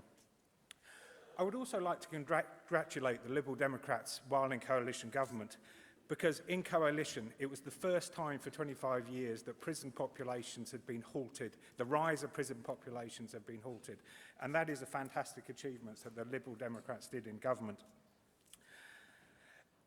The 25-year growth in prison populations was as a result of both Labour and Tory policies. Both parties were complicit in that continual rise in prison populations. Many people today talked about removing the various barriers of the increasing prison population, the bottlenecks to release, the importance of education, the removal of short-term sentences, tackling mental health issues. All of these are vitally important. We had one person talking against the amendment, and I think there's a sentiment in the hall that this is an issue that we will probably keep coming back to time and time again. Things evolve, government policy evolves. The current Tory government are proposing to build an array of new prisons, and we do need to update our prison the physical stock of prisons, but I believe there's a danger this Tory government will keep on increasing prison numbers, which is something that the Liberal Democrats have resisted. So, to finish, I urge conference to support the motion, and I also urge conference to support the very well-considered amendments. Thank you. Thank you very much, Steve. Okay, we're moving to a vote on the amendment. Can I ask all those in favour of the amendment to please show?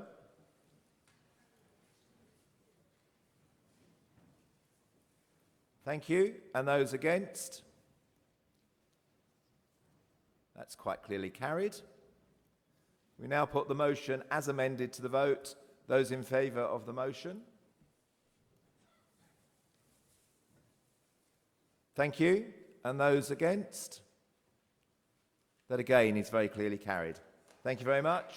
Can I just thank my aide, Robert Adamson and Cara Jenkinson, for their help during the debate, and we move on to F6.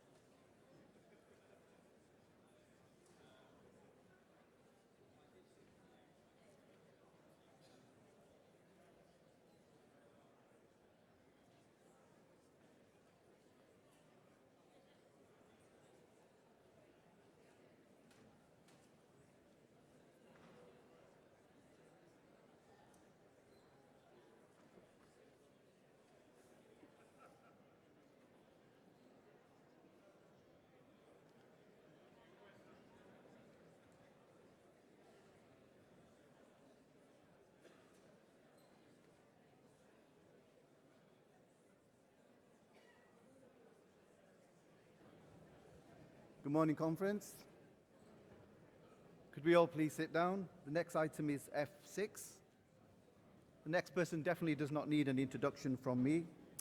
She was an MP in 2005 and 2010, then appointed to the Home Office as a Minister both in Equalities and International Development.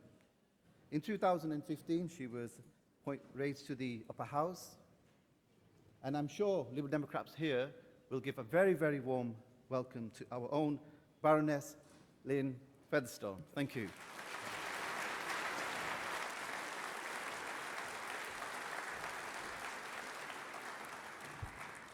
Thank you, Kasim. Although we have so many new members, then you wouldn't know me, but hello, all new members. It's lovely to have you here. And good morning, conference. It's been quite a year, and they say, you know, a week is a long time in politics. This year has felt like an eternity. The election of Donald Trump, leaving the European Union, the end of Brangelina, and now George Osborne's going to edit the Evening Standard.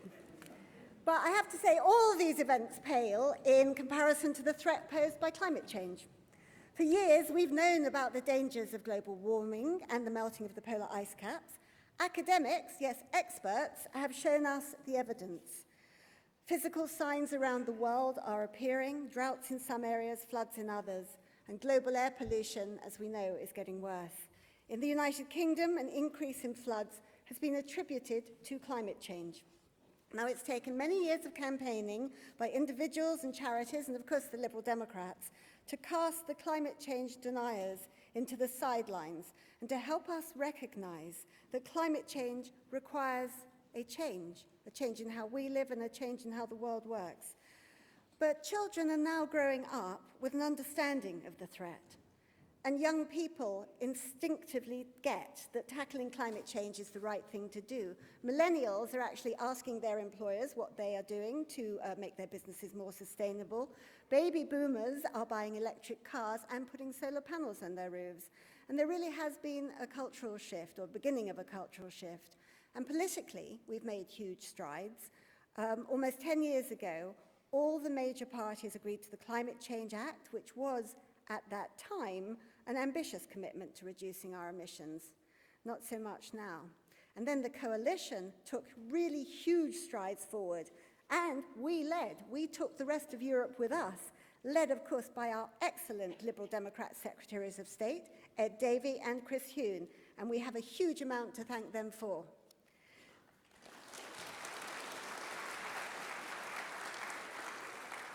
And by the end of the coalition, we Liberal Democrats had made Britain the fastest growing green economy in Europe. And the amount of electricity from renewables had trebled, more than trebled. We'd set up the Green Investment Bank, which helped fund £11 billion worth of infrastructure in green infrastructure projects in the UK, with just 2.7 billion of investment. We'd invested 500 million in low emission vehicles. In 2015, we had a record-breaking year with billions of pounds poured into solar and wind and energy, and more homes powered by nature than ever before. And none of these things would have happened with a Conservative-only government. We knew, well, yes, you can clap. They were so lucky to have us, and they've tried to take all the credit. But we knew it was us at the time, and now we have proof it's true. We fought like tigers behind the scenes for our green achievements in coalition, and now it's clear for everyone to see that it was only the Liberal Democrats that had environmental protection built into our DNA. And now we've had less than 2 full years of Conservative-only government, and already the list of anti-green measures is shocking. They've cut subsidies to wind and solar, and they did it kind of overnight. They caused over 12,000 job losses in solar alone. They scrapped the £1 billion carbon capture and storage project, a manifesto pledge, but then they're getting quite good at breaking manifesto pledges. They've cut the renewable heat incentive. They've pushed ahead with fracking, even under national parks. They've abandoned our zero carbon home policies to make homes more efficient and bills cheaper. And how stupid is that when you have the opportunity to build something new, not to do it right? And to top it all off, they closed the Department for Energy and Climate Change. And that conference shows the Conservatives in their true colours. But But now, sadly, the Conservatives are not the only threat in our fight against climate change. We have a climate denier in the White House. I nearly said the warehouse, which is probably where he should be. Trump has called climate change a hoax cooked up by the Chinese. And these were not just meaningless words on the campaign trail, he acted on them. Within hours of being elected, he removed all references to climate change on the presidential website. It was really eerie, just disappeared overnight. He's cut 70% of funding for measures to combat climate change. He's cut the government's Environmental Protection Agency by 25%, rolled back Obama-era regulations designed to combat harmful emissions and corruption in oil and gas companies, and he is just getting started. And there is a genuine risk, and this is a real risk, that other countries are going to use Trump as an excuse for not acting themselves. And the hard-won Paris Agreement, which gave us so much hope just a year ago when it presented a united global ambition to tackle climate change, is now under threat. And there's a danger that the global consensus is unraveling. And then there's Brexit. Our withdrawal from the European Union will shape this country's future for decades to come. And the government has taken an incredibly short-sighted view in pursuing a hard Brexit. Hard Brexit is going to mean that we will no longer be held accountable to the EU for air pollution, already the cause of 40,000 deaths in the United Kingdom. And hard Brexit is going to mean that targets for recycling and emissions and renewable energy will be dropped. And most of all, hard Brexit will mean that the UK will lose its voice at the negotiating table just at the very time when strong multilateral action is needed more than ever. Conference, you cannot have a safe environment with a hard Brexit. And that is why our role as Liberal Democrats is as crucial now, probably more crucial than it's ever been. And we have not abandoned our clean agenda despite the political challenges that we're currently facing. We are still fighting. The Conservatives may have given up, happy to pander to Trump and their climate skeptic friends, and I sit opposite Nigel Lawson, which is an experience in the House of Lords. But we will not give up. We are committed to reducing carbon emissions by 100% by 2050. We're committed to limiting global temperature rises by 1.5 degrees.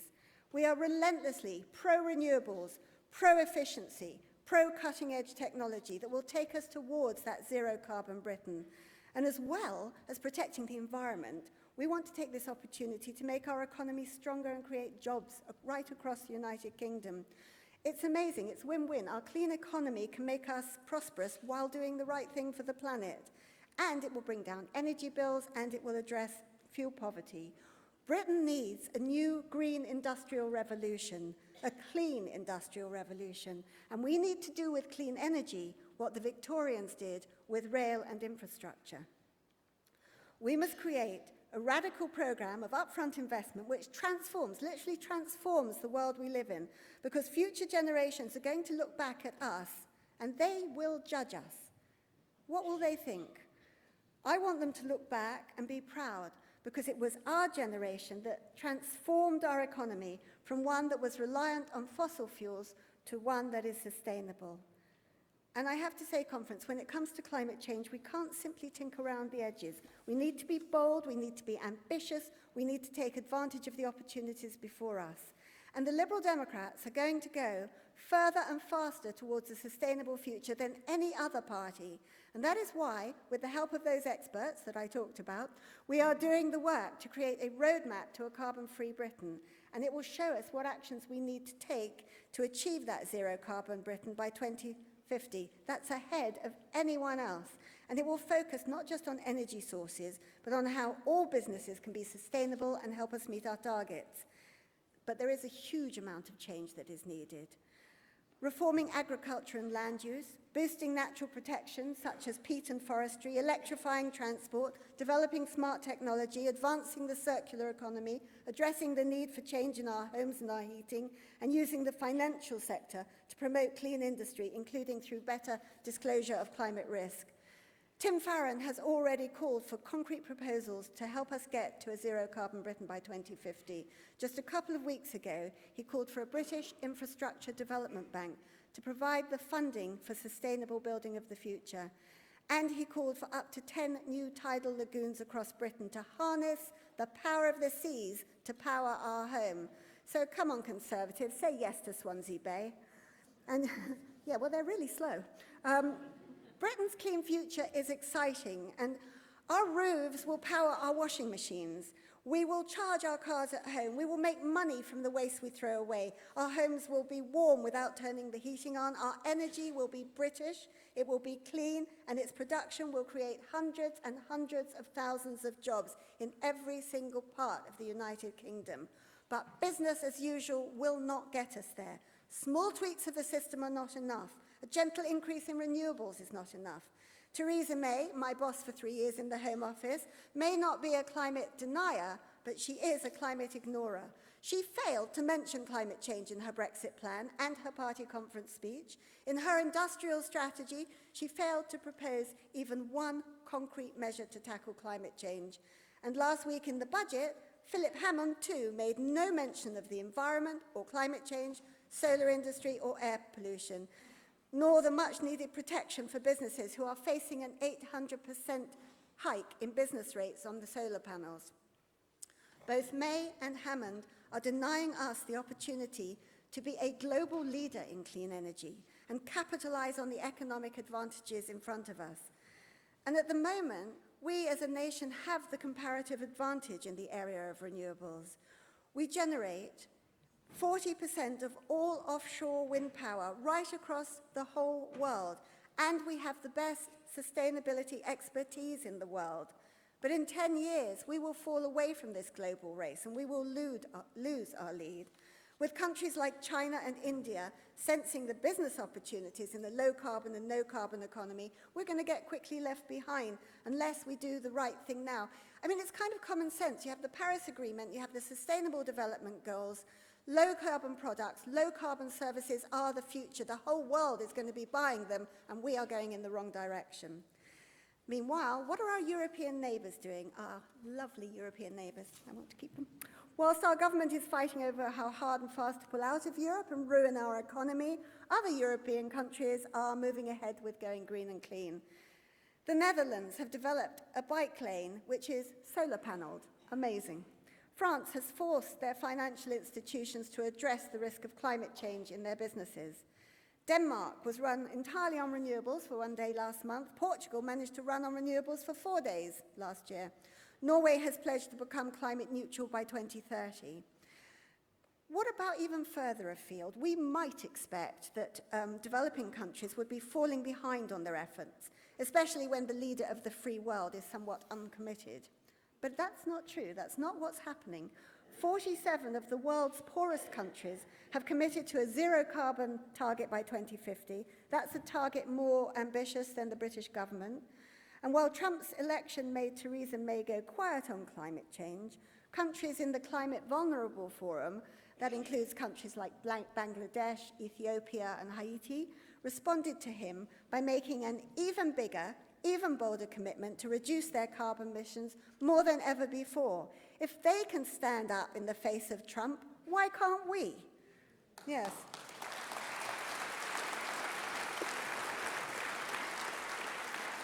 When I was Minister for International Development, I visited many places. I mean, I've stood with desertification under my feet, and I've seen the Brahmaputra break its banks. And the effects of climate change are so real there. In areas that they've already seen the deterioration in their crops. They know that climate change is a reality now, not something that can be put off for some future date. And people are living in cities that are thick with smog from polluting vehicles, and buildings are crying out for cleaner, greener energy that protects them and their children's health. We have a responsibility to lead the way on the clean economy, not just for our own sake, but for the sake of those all over the world. We only have one planet and we share it.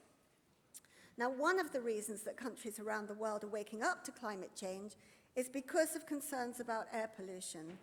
Emissions are causing a global health crisis. China knows it, even China knows it, and we know it.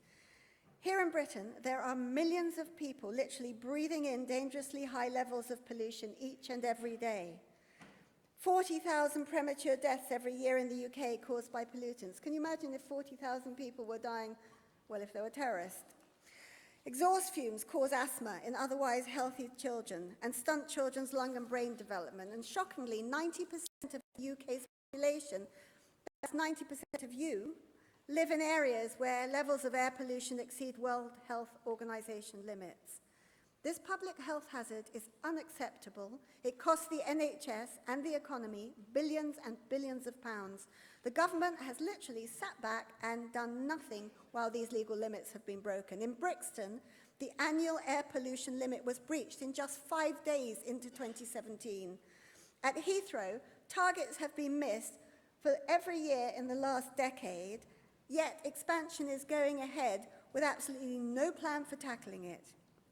Here in York, the city was named by the World Health Organization for breaching safe levels of fine particles only last year. And meanwhile, the M25's busy Dartford crossing was excluded from the air pollution assessments because it was classified by the government as a rural road. So it's time for radical action to address this crisis. Diesel cars currently make up 45% of all new car sales in the UK, and that figure has risen from 18% in 2001. Of course, diesel car owners bought their cars in good faith because the government told them it was better for the environment than a petrol car. But now the evidence from experts is absolutely clear, and we have to put our children's health first and cut emissions as fast as possible. 4 cities around the world have pledged to ban diesel by 2025. Paris, Madrid, Mexico, Athens. None of our great cities are on that list. So if Paris can do it, why can't our major cities, including London, why can't we do it too? It would be tough, but we could do it if the political will is there. So Liberal Democrats are calling for radical action to tackle this pollution crisis. We're calling for a scrappage scheme to incentivize diesel drivers to change their vehicles to electric cars. You don't get the money unless you change to an electric car through cash payments. We're calling for any diesel-powered vehicle keeping engines running while parked or at a terminus. We're calling for air zones to be extended to more cities across the UK, including Manchester, Liverpool and York. We're calling for freight to be taken off the roads and onto trains, and the much-delayed electrification of the railways has to be rolled out. For more support for the move towards electric and hydrogen buses is absolutely vital, and to top it off, a phased-in ban on the sale of new diesel cars in the UK must be done as soon as is possible. This crisis will not be fixed by but if we act now with a programme of measures to tackle it, it will start to change. And we have to send a really strong message to the market so that the future will be clean, and then the market will move. And for some people, this is going to be a hard message. For example, London's black cab drivers. I spoke to, scared I was, but I spoke to a cab driver recently and was saying that diesel had to go, basically. And that he was saying that changes would cost him upwards of 40,000, and they were bound to put prices up, making it harder to attract customers. And he said, what with Uber, he had enough, it was, terrible, London streets were terrible. But then he said really something very crucial. He said to me, I have grandchildren, and despite all of that, the real question for me is what kind of world do I want my grandchildren to grow up in? And that really is the question. So, conference, if we want to tackle our air pollution crisis, then hard decisions have to be made, but the benefits will be huge. Britain could be a world leader in selling electric vehicles. There's a huge economic opportunity for us to capitalize on.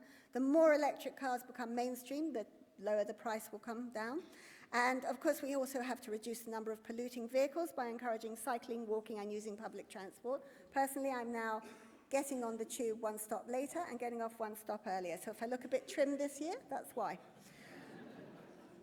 As Liberal Democrats, we have a very vital job to do. We have long since fought for a green economy, which places us at the centre of global efforts to tackle climate change. And now we are needed more than ever. We must be the opposition voice that is raising the level of debate, challenging the government, offering better policies, holding the government to account. We are the only opposition party. In fact, we are the only party that has a clear and coherent approach to the environment and the economy. And if we are to win this fight, we're going to need to win the public over to seeing tackling climate change not as something that is just for a handful of keen activists, but a patriotic endeavour for which we can all be proud. We must convince those on the right of the economic benefits to tackling climate change, the opportunities for job creation, prosperous businesses, tax revenues, and we must convince those on the left that climate change will affect global poverty more than anything else. Both those things are true. And if we do not lead this fight, we Liberal Democrats, then who will? Conference, there is an urgency about this fight that is totally being ignored. There is no time to waste. We must act now. So let us work together to hold the Tories to account and create a Britain that future generations will look back on with pride. Thank you.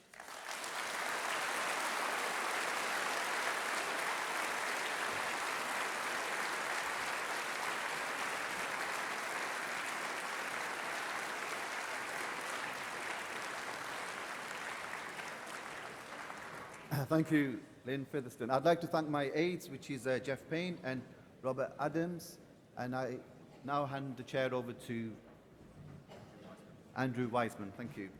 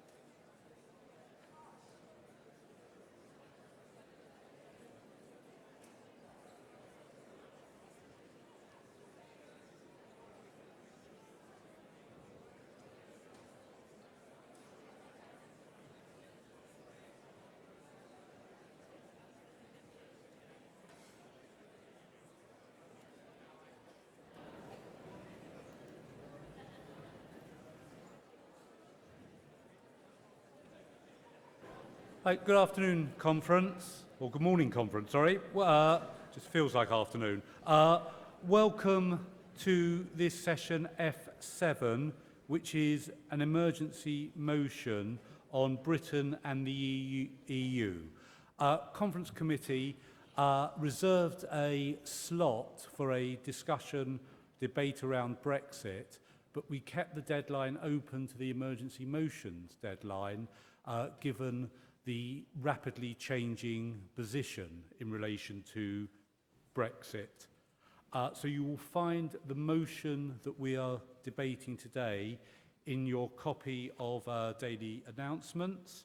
It's contained on page 12, and it's entitled Britain and the EU Negotiating the Future. So could I please ask Torrin Wilkins to stand by, and I now call Tom Brake, Member of Parliament for Sutton, Carl Shorten, to move the motion. Thank you. It's got to be a bad thing after nearly 20 years in Parliament that Andrew doesn't know which seat I represent. But conference, I'm angry. I'm angry that the Brexit cheerleaders, Fox, Davis, Farage, who have spent the whole of their political careers tilting at European windmills, have managed to inflict such damage on fundamental British values: openness to the world, tolerance of others, unity in the face of global threats. Conference, if you're wondering why I have not included Boris Johnson on the list of 3 Brexiteers, it's because he hasn't been tilting at windmills. He is a windmill. Like a weather vane, Like a weather vane, he swivels and jerks in the wind direction most favourable to his political prospects in the Conservative Party. But I can't deny that he is a man of principle. It's just a shame that his principle is Boris Johnson first. The new Brexit elite, the bully boy Brexit establishment he represents, should heed the words of George Santayana. Those who cannot remember the past are condemned to repeat it. My parents' and grandparents' generations remember World War II. My grandfathers, one served on an aircraft carrier, the other in tanks. My father-in-law in Germany, a devastated, starving Germany immediately after World War II. They will have understood why Europe was better together and how closer European cooperation secured the peace. But the Brexiteers and their evil puppet masters, the Daily Mail, prevailed. As an aside, conference, I hope you derived as much pleasure as I did from reports that the Daily Mail is banned as a reference source from Wikipedia for poor fact-checking, sensationalism and flat-out fabrication.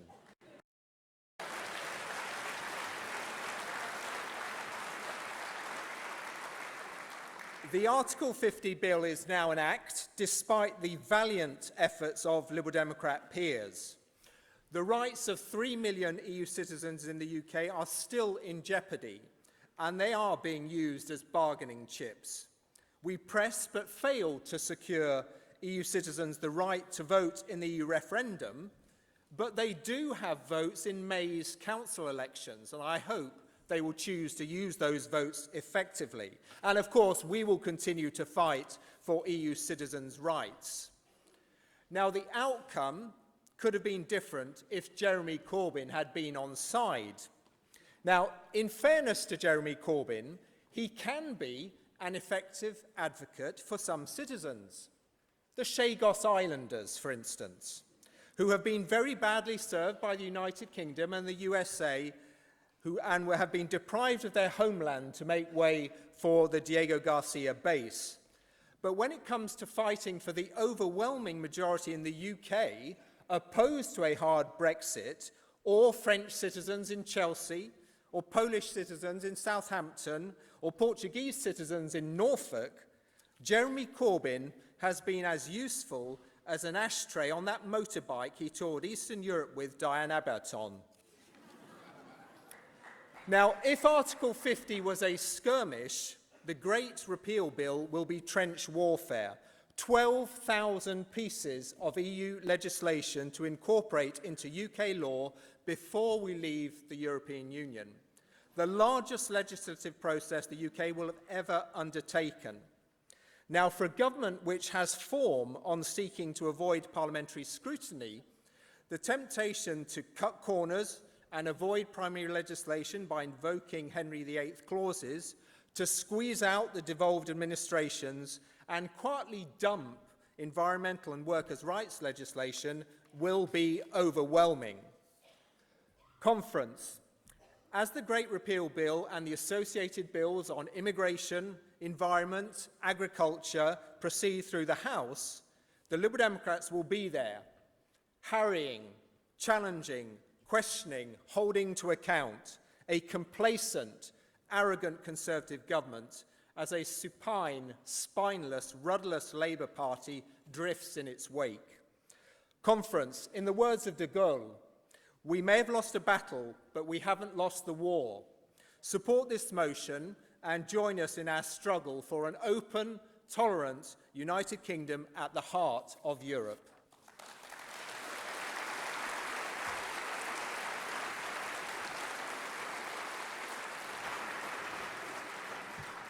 Thank you, Tom. Could Catherine Bearder please stand by? And I now call Torrin Wilkins from North East Hertfordshire, who's speaking against the motion and is a first-time speaker. Hello, Conference. Today I'm here to oppose this motion, something that may not be very popular at the moment. Now, I oppose this because during the referendum, I did in fact support Leave, along with 30% of Liberal Democrat voters, according to Ashcroft polling. For me, it was an issue that I took very seriously. It was an issue where I may admit that a lot of people in the Liberal Democrats disagreed with me, but it is one that I still think I agree with to this day. Now, there are many more things that this party stands for. Mental health and electoral reform, one of the original reasons I joined this party. But there is one single issue that I cannot agree on, and that is the European Union. Now, during the referendum, I was a part of a group of Liberal Democrats named Liberal Leave. We had a former MP called Paul Keach on our side, and we fought for a liberal Brexit from the European Union, and that's something that I maintain to this day. Now, there are two areas, and I promise not to make this too long, that in this motion I disagree with. The first is free movement. Now, I will say that I do agree with the right to stay for European Union citizens, and to me that is core. But I do not agree with free movement. I will not quote him directly, but one thing that Vince Cable said was that it is not a universal right. It should be fair movement, not free movement.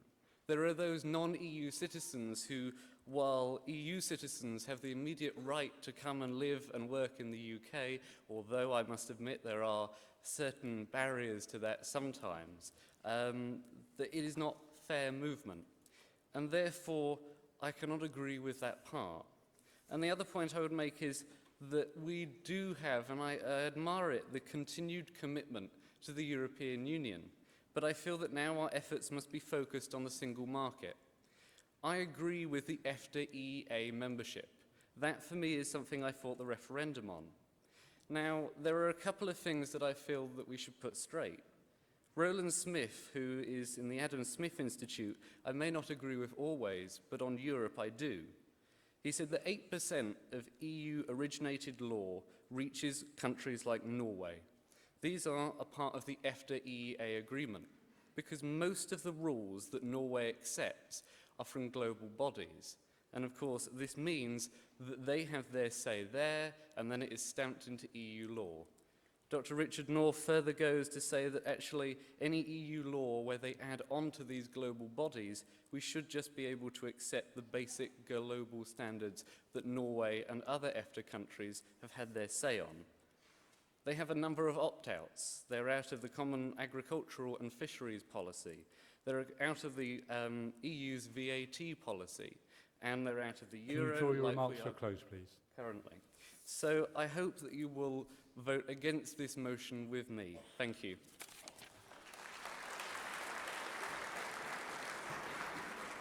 Thank you. Could Christopher Price please stand by? I now call Catherine Bearder, Member of the European Parliament.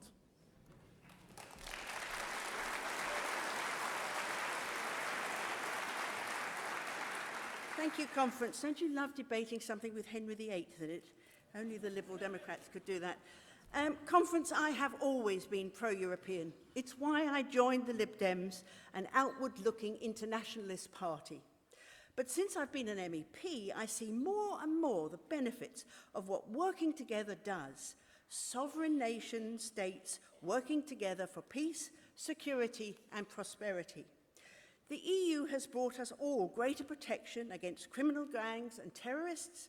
The single market gives us safe foods, reliable electrical equipment, and safer working conditions. And protocols in health and medicine mean safer medicines and protocols around blood and tissue products that come from all over Europe and that they are safe and free for us all to use. The lists go on and on. Why don't we shout about this? We've let the negative press peddle their lies, and we're now losing our place at the table where the rules are made, and all this could be lost. Could be lost. Liberal Democrats are showing that they are the only opposition to Theresa May's Brexit government. In the Commons, it was the Lib Dems who pushed for the vote for MPs on the terms of the vote. In the Lords, it was the Lib Dems who pushed for the right to remain for EU citizens and greater parliamentary scrutiny. And in the European Parliament, I and my fellow Liberals calling the Commission to account for their lack of enforcement on the rules as they now stand. We are making the running, standing up for what we believe in, an open, tolerant and united UK and EU. So as we now move on to the negotiations, the first thing to sort out is the position of EU citizens, both here and for Brits in the rest of the EU. Time is short, and the negotiations are not going to be easy. We're not in a strong negotiating position. If we leave the EU in 2 years, then the transition arrangements will go on for years, and I mean years, 5, 10 years, perhaps even more. We need to garner public opinion and demonstrate the economic and social costs of this. We need that second vote on the terms of the deal. This is not going to be good. It felt like a heart attack on the 4th of June, but in fact it is a long, slow, wasting disease that will weaken and damage us all. The British public don't deserve this. Europe doesn't deserve this. So let's keep fighting Brexit.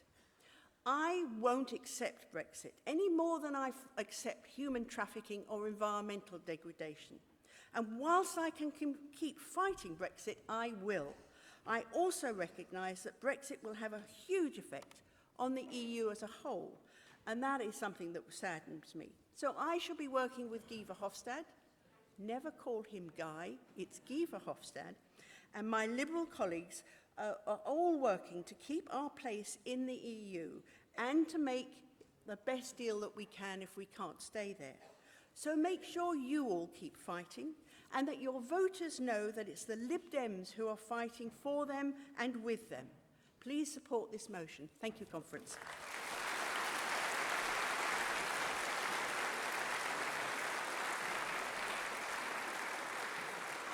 Thank you. Could Kelly Marie Blundell please stand by? And I now call Christopher Pride from Morayshire, Liberal Democrats, who is also a first-time speaker at conference.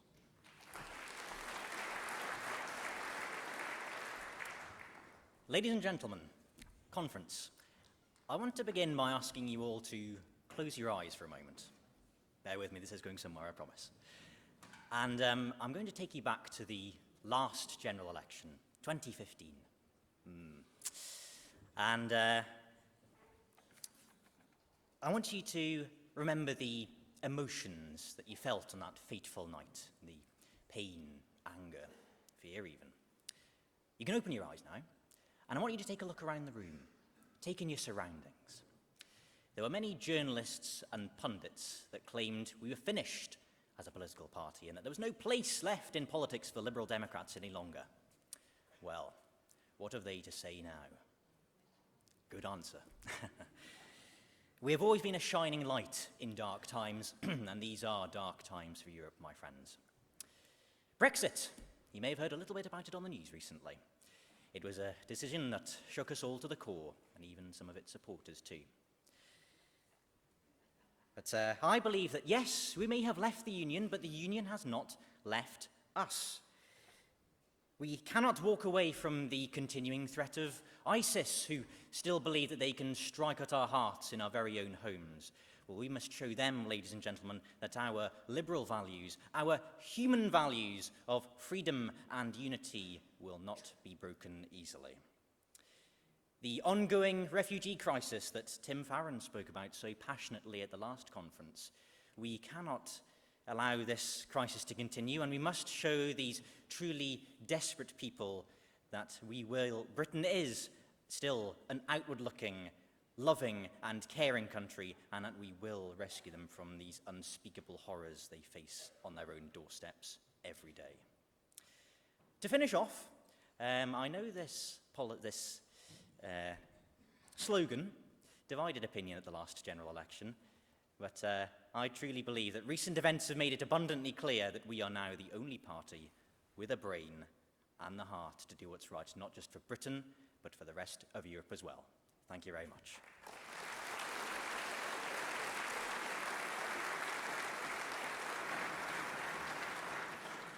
Thank you. Could Jeff Smith please stand by? I now call Kelly Marie Blundell, our PPC in Lewis. Brexit means Brexit, is what Theresa May says. However, at the Labour conference last year, John McDonnell said Brexit means breakfast. Now, actually, that's quite a good analogy. What do you have for breakfast? This morning, I sampled a rather nice fry-up in my hotel in York. Other times, I might have yoghurt and cereal. For you, it may be a bacon sandwich, or it may be a continental croissant. The point is that while Brexit may mean Brexit to the Conservatives, actually, the devil is in the detail. What we have for breakfast, what we have for Brexit, is what we are now facing as we go forward into the debates on the European Union. I think that a second vote is as much in the interest of people that voted leave as it is in the interest of people that voted remain. And this is because we all have an interest in those details, where we go and how the exit of the European Union looks. One thing I do want to say is, as far as I know, we haven't left the European Union yet. And while Theresa May is keen to go on about it being the will of the people, as far as I'm concerned, I say that it is our European Union. It is our single market. And I will keep campaigning and fighting Brexit until the ink is dry on the final deal, whatever it is that they come out with.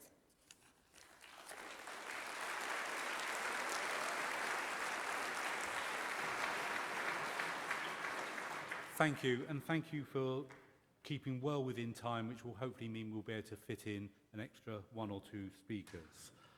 Could I ask Michael Kirkpatrick to please stand by, and I now call Jeff Smith from Stockport, and Jeff is also a first-time speaker. Thank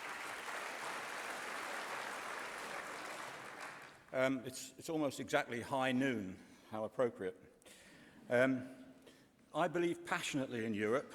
Everything Nick Clegg said yesterday and Tom Brake just echoed. I joined the Lib Dems 6 months ago, and I'm here at my first conference not only because I believe in Europe. I want, as Tim Farron urged us all yesterday, to do something to preserve that European dream. And I'm prepared to support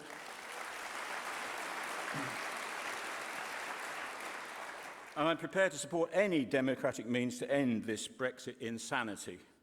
But while I agree with the ends, I'm not so sure about the means.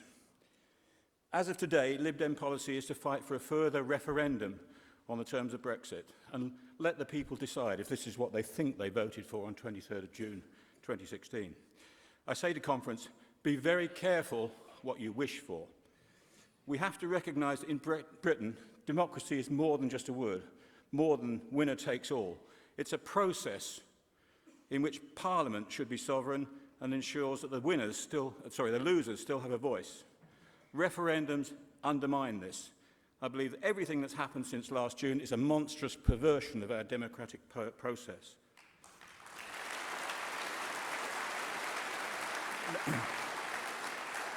There are good reasons why referenda are not part of our democratic process and why wise leaders have rejected them in the past. Worst of all, we've seen over the last 2 years how Parliament has unwittingly undermined its own authority. There isn't time today to debate all the potential dangers in a second referendum, but what we can do is two things. First, we should agree to think very long and hard as a party over the coming months about the scenario for such a referendum vote, who would control its wording, its timing, and the conditions attached to it. The Lib Dems must not be guilty of the same recklessness, arrogance and carelessness that David Cameron showed.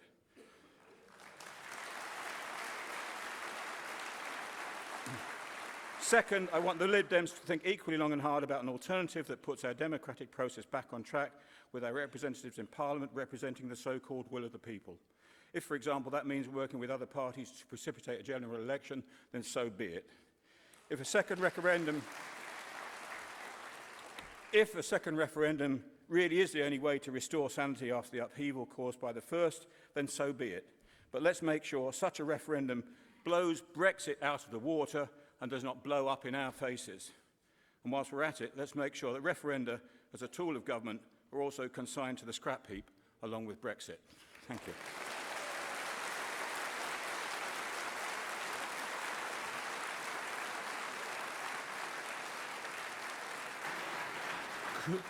Could Jackie Piercy please stand by? And I'll call Michael Kirkpatrick from South Cambridgeshire, who wants to focus on lines 26 and 27. Kilpatrick. Kill. Sorry.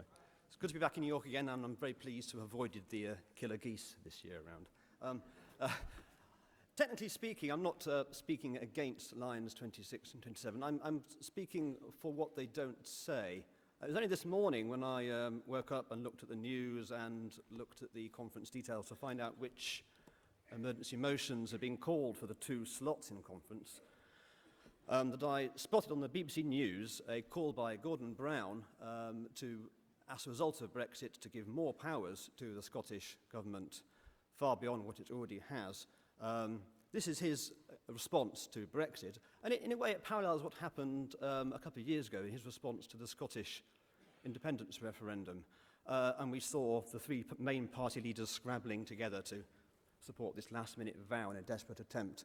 What we have here is, again, the convergence of 2 extremely important and divisive referendums on an extremely important constitutional issue, Britain's place in Europe and Scotland's place in the United Kingdom. And what lines 26 and 27 say is to respect the positions of the devolved administration. What they don't do is suggest in any way that Liberal Democrats have a vision that might have preempted and reacted to these 2 vital important issues over the last couple of years. Because we have, as Gordon Brown claims the Labour Party have this morning, a federal policy and a stance on a constitutional convention. We only have one of those, a call for a convention, and we've claimed for a long time to be a party of federalism, and such an issue would have given us a stand, a clear view of how we saw the future relationship between the home nations and the regions of England and so on. This would have been our model for the Constitution, but here we are, yet again, playing catch-up. I'm not speaking against this motion because in many ways I consider it to be stating the obvious, but of course it's rather sad that we're the only party that does state the obvious. What I'm saying is we have no vision for the future of the United Kingdom, and we're being caught out, left behind again. So what I'm saying is when you go home after this weekend, please speak to your local parties and ask them to support moves that I and some other party members have been chasing recently in the last year or so, to get the party to have a proper review of the Constitution as a whole that puts in place the place of referendums, devolution, the relationship between Parliament and the people, Parliament and the devolved administrations. We have very little of that at all, and that is the saddest thing of what is happening as a result of these 2 referendums. But please do support this motion. Thank you very much indeed.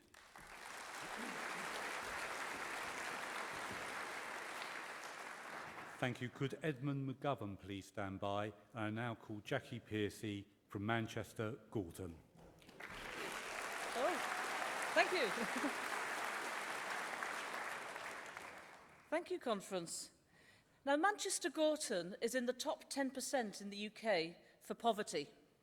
And the only way to deal with poverty properly and to help people out of it is for jobs, good jobs, many jobs. And hard Brexit is threatening thousands of jobs in Manchester, actually including my own. Now, I work for a company where we've done what various governments have asked us to do, traded with our European partners, and 2/3 of our turnover is now in Ireland. The fact it's only an hour to get to Dublin from Manchester Airport helps, as does free movement of people.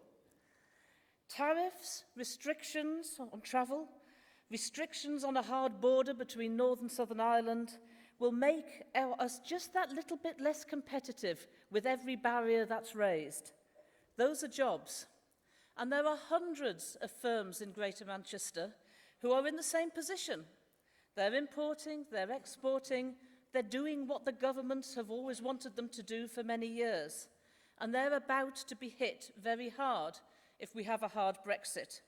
This isn't an academic discussion about governance and constitutions. This is about real jobs and businesses that people have sunk their life savings into creating. Now, I know quite a few people who voted Leave, and some of them voted for one reason: to deliver a thorough kicking to David Cameron. It has to be said, they were quite successful. Others listened carefully to the Leave promises and were very clear. Leaving the single market was not on the agenda.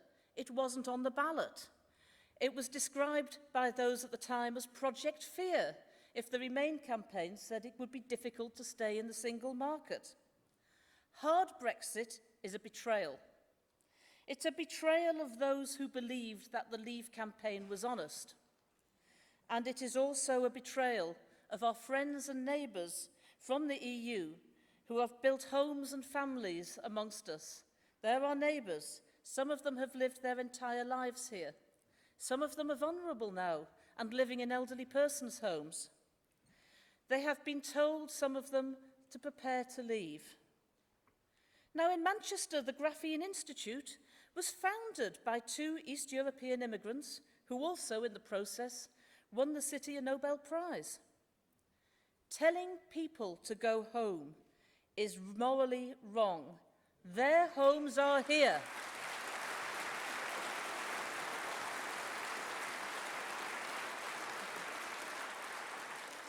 And we, the Liberal Democrats, we will not betray them.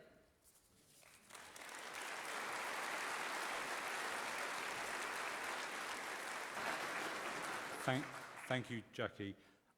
Could I ask Mark Gitcham to please stand by? And then after Mark, we'll be moving to a series of short interventions. So could I please ask Malcolm Mitchell, Simon Pike, Andrew Haslam-Jones and Jonathan Hunt to make their way to the intervention microphone, which is to my right, to your left in the auditorium. I now call Edmund McGovern from East Devon, who is also a first-time speaker at conference. Thank you, fellow Democrats. I agree with Theresa May. It might sound a bit odd for someone supporting this motion, but I agree with Theresa May that leaving the EU is not in the best interests of the United Kingdom. That was her view. I've stuck with it. She apparently has changed it. Actually, words are what I want to talk about, because I think we need to be a bit tougher with the sort of words we use. And I have a particular example, and that is the phrase, Brexit at any cost. I think this works in our favour. We hear it from the extremists on the other side, the people whose heads are so deeply buried in the sand over realities of life that actually only their feet are still visible.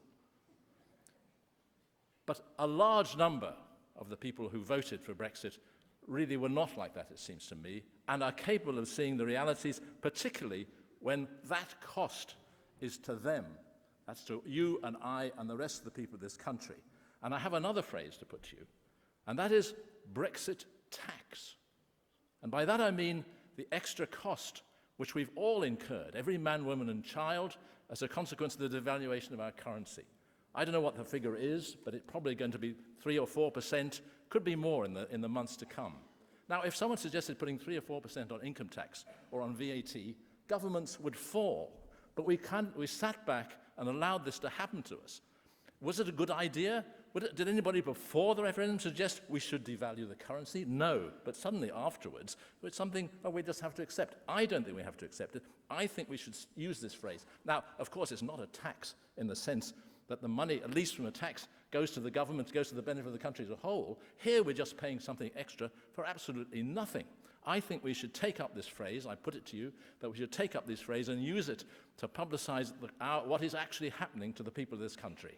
That's as much as I want to say today. Thank you very much for your time. I urge you to support this motion.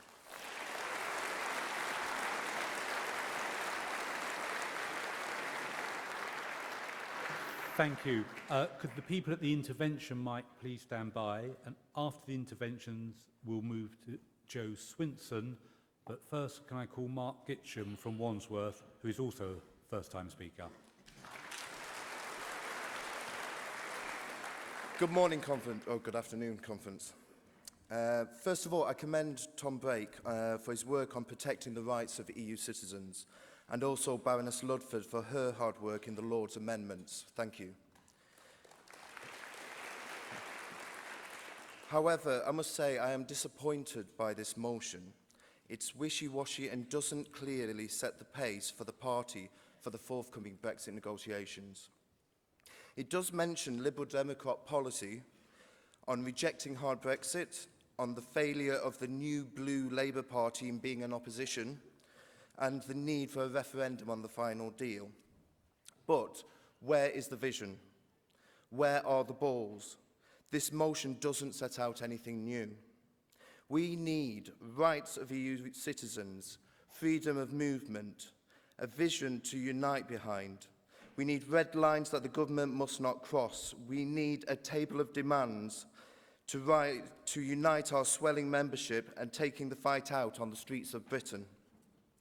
This is a pivotal moment. We are the voice of the 16 million. We are the party of vision.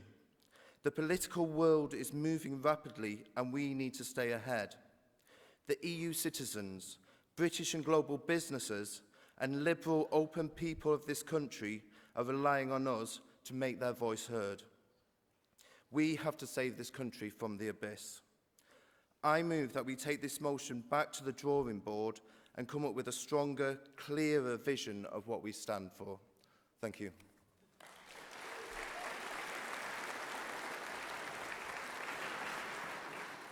Thank you. We're now going to go to a series of 1-minute interventions, and after that, could Joe Swinson please stand by? Malcolm Mitchell from Ipswich. Thank you, Conference. We should not just allow EU citizens already living here to remain, but allow them to retain their existing rights, including the right to vote in local elections and also be able to be candidates at and even win at these elections. Ipswich Liberal Democrats have an excellent borough and county councillor who came from Denmark many years ago, married and has brought up her family here. Thank you. Simon Pike from Newbury and West Berkshire. Thank you. I'm speaking against lines 1 and 2 because of poor drafting. I certainly welcome the fact that the Lib Dems have consistently championed Britain's membership of the European Union, but I do not welcome the fact that the Lib Dems are the only such party, if indeed that is the case. But we now need to look to the future. We know that the majority of MPs in the Conservative and Labour parties supported Remain in the UK. And as we move towards the Great Repeal Bill, the Lib Dems need to reach out to those MPs and welcome their support, even if they were coerced into supporting the bill to trigger Article 50 without amendment. We need to build a coalition of the enlightened. Thank you. Andrew Haslam-Jones. We represent the 48%, but they do not represent the 52%. Last night I attended a Q&A on the Left Behinds held by the Lib Dem Lords.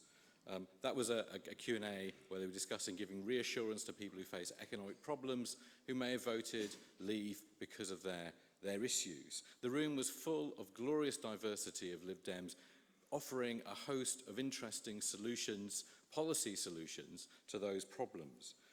The damaging, destructive distraction of Brexit is the answer to none of those problems. Brexit is a good token or totem for our values, but we need to nail to that totem effective policies to give hope not just to the 48%, but also to the 52%.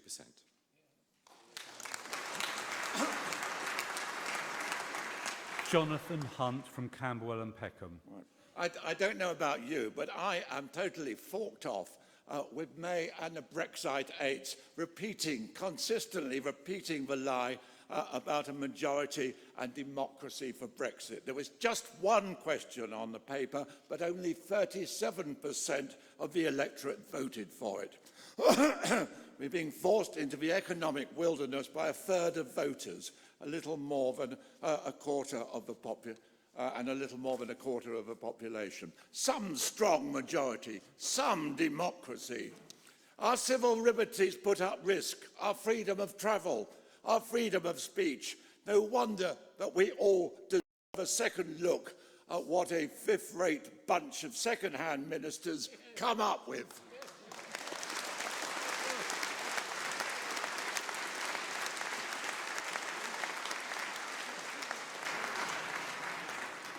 Thank you. Could Dominic Buxton please stand by? And I now call Joe Swinson from East Dunbartonshire.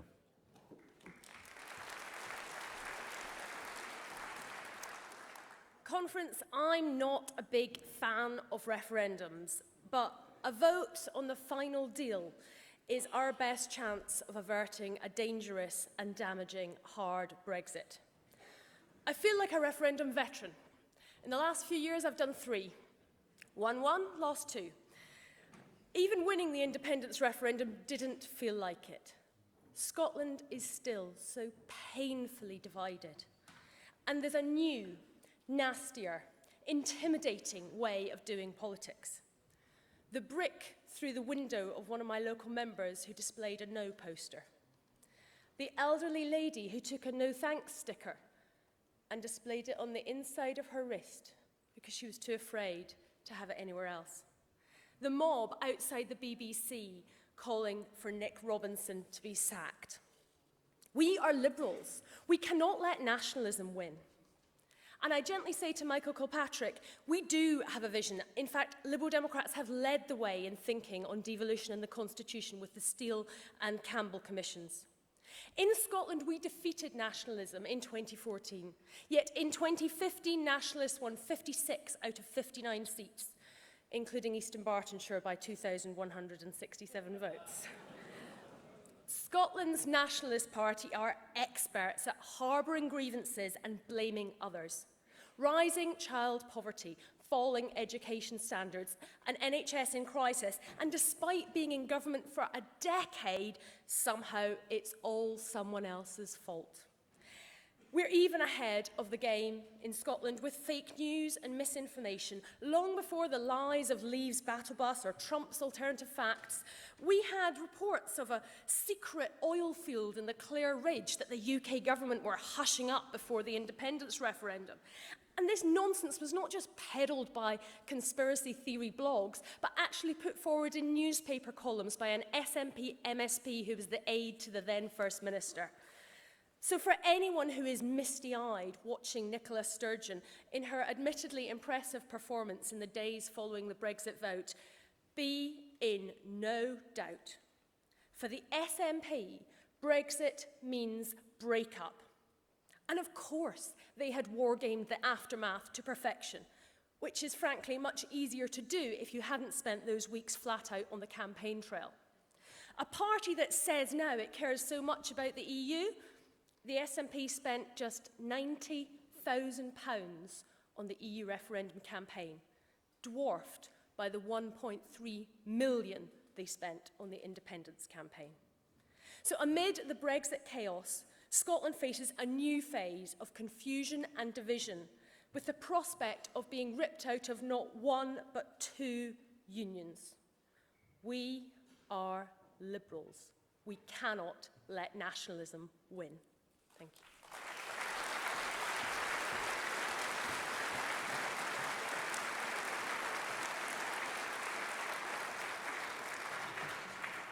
Could Adrian Hirulainen-Trett please stand by? I now call Dominic Buxton from Hastings and Rye, and Dominic is also a first-time speaker.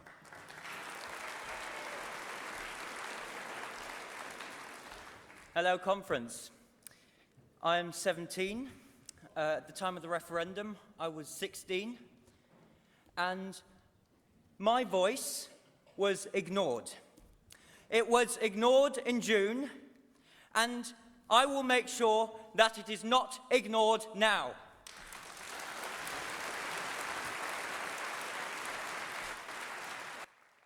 I have dual citizenship, which means I'm both German and British. I'm proud to be both, but I am foremost European. I'm European. But this is not just about me. This is about every EU citizen that has come over here and contributed to our society, that has helped in our NHS and our workforce. We fight And we will fight Theresa May's arrogant, self-centred, stuck-up Tory Brexit government. To all EU citizens here in the United Kingdom who feel disheartened, this is your Britain just as much as it is ours, and we will fight for you to stay here. It's funny, really. Why do right-wing populists always feel that they have to destroy everything that has held us together over the last decades? Nationalism. We've seen what it does in Europe. We've seen what it does. 20 million deaths. That is nationalism. I much rather prefer a Europe that works together, sits around a table and debates issues rather than pointing weapons at each other.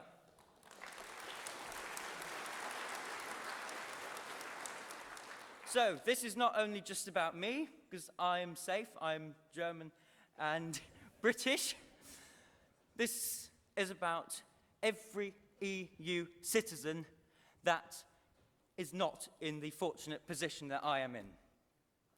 So I would urge all of you to support this motion. Thank you very much.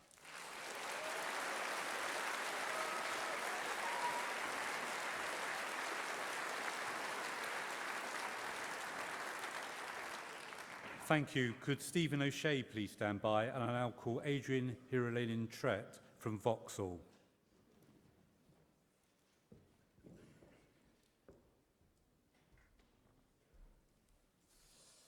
Good afternoon, Conference. I obviously want to support this motion in its entirety, but I would like to speak particularly about lines 11 to 12.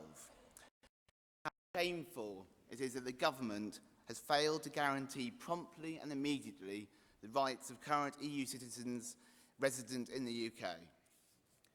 And why am I so worried about this particular issue? Because I, as a proud European, as a proud Brit, and probably a little bit English as well, we all know that many of our families are actually made up across Europe. Some of us have Vikings, some of us have Scandinavian, some of us have Dutch or Walloon or French relatives. And that's because of who we are. We are part of that society, part of that cultural identity, which is crucial for us. And that's why, for me, this issue around EU citizens becomes really personal. After marrying my husband 2 years ago, who happens to be from Finland, and he has been in the country for over 25 years. He's paid his taxes, he's contributed to society, and yet he has no right to remain here. He hasn't ever taken up British citizenship because actually it costs quite a bit. It's around £1,000. And also he still wants to vote in his country's elections, which is one of the things he would lose should he want to do that. So I think it's critical for the Liberal Democrats to support the 3 million. The 3 million who, A, couldn't vote in the referendum either, and if they had have done, may have made a very different result. And 2, that we as Liberal Democrats believe in a fair, free, open society, and we are tolerant of everyone. And everyone who is here, we believe in them. We want them to contribute to society, pay their taxes, but remain here. So I would like to call on the government today to unequivocally and immediately give those 3 million EU residents, many of which we have friends in this room, I'm seeing one straight in front of me, Geordie, who deserve the right to remain without any equivocation. There is a very long form. It is 85 pages to go through, just to complete. And many of the documents that they're asking EU citizens to actually complete are things that people wouldn't have kept for the last 20 years to be able to fill out. It's incredibly unfair, it's incredibly wrong, and we as the Party of Europe and the Equalities should be standing up for all those EU citizens. So please support this motion and support our EU friends around here and around the UK.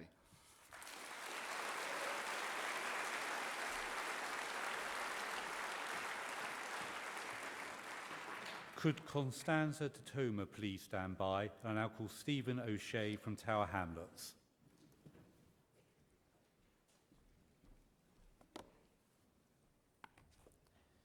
Thank you. Conference, one of the few glimmers of hope in the last 12 months has been the unflinching commitment by the Liberal Democrats to protecting our place in Europe and protecting our European friends who currently live in Britain. So I welcome this motion today, but it's missing one critical component, which my friend Adrian has just referred to.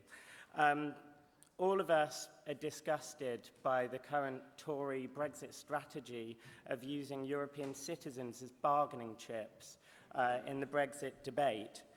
But there is a mechanism for these citizens to gain residence, to gain permanent residence.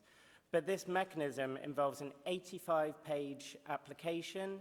There's a 28% rejection rate, which I think is disgusting that we're treating our European friends who have lived in this country for so long and contributed to our society and to our community.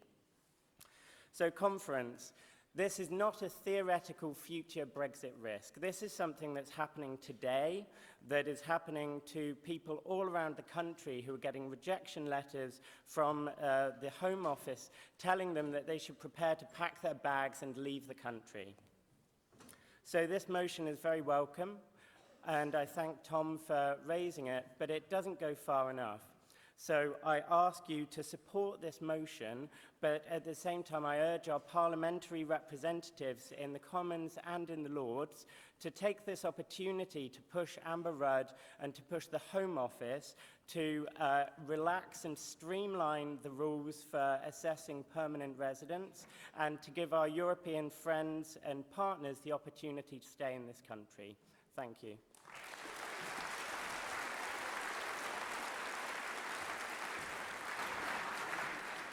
Could Sarah Ludford please stand by? And I now call Constanza Tatoma from Wandsworth Liberal Democrats, who is a first-time speaker at conference and will be speaking against the motion.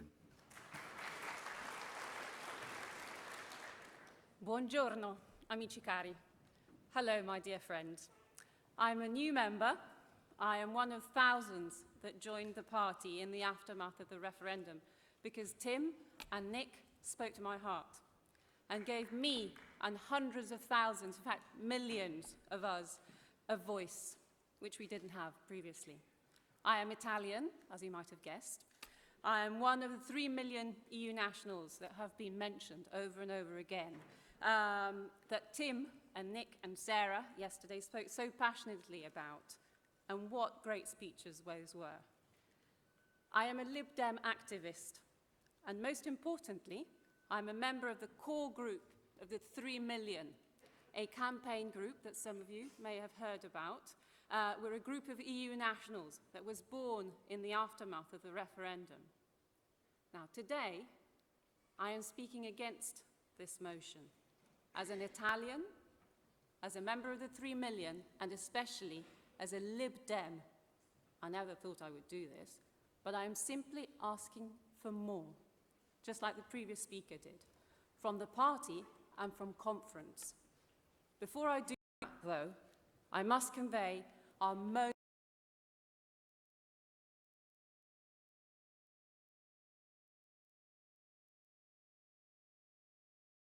MPs and Lords that have stood shoulder to shoulder with us in the Commons and in the Lords. Thank you. Grazie.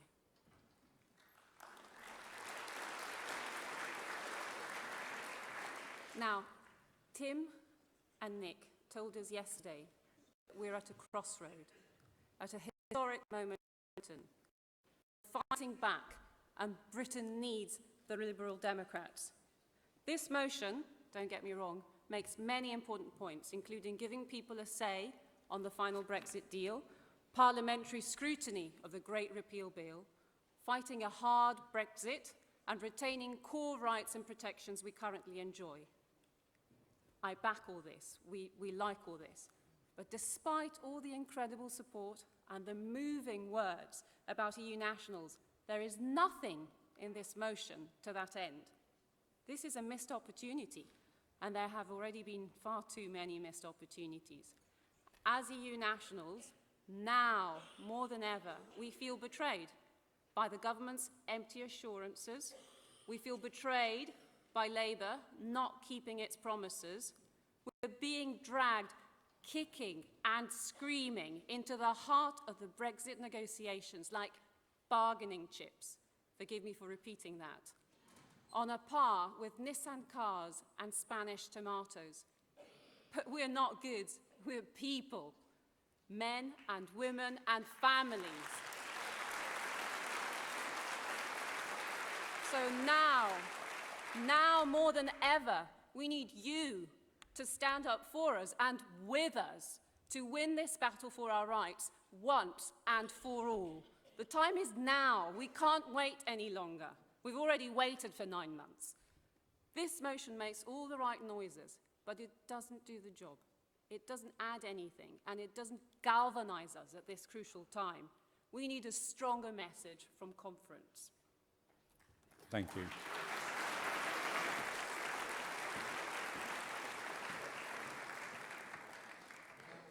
I now call Sarah Ludford, who is a Vice Chair of the Federal Policy Committee and our Europe spokesperson in the Lords, to summate on the debate.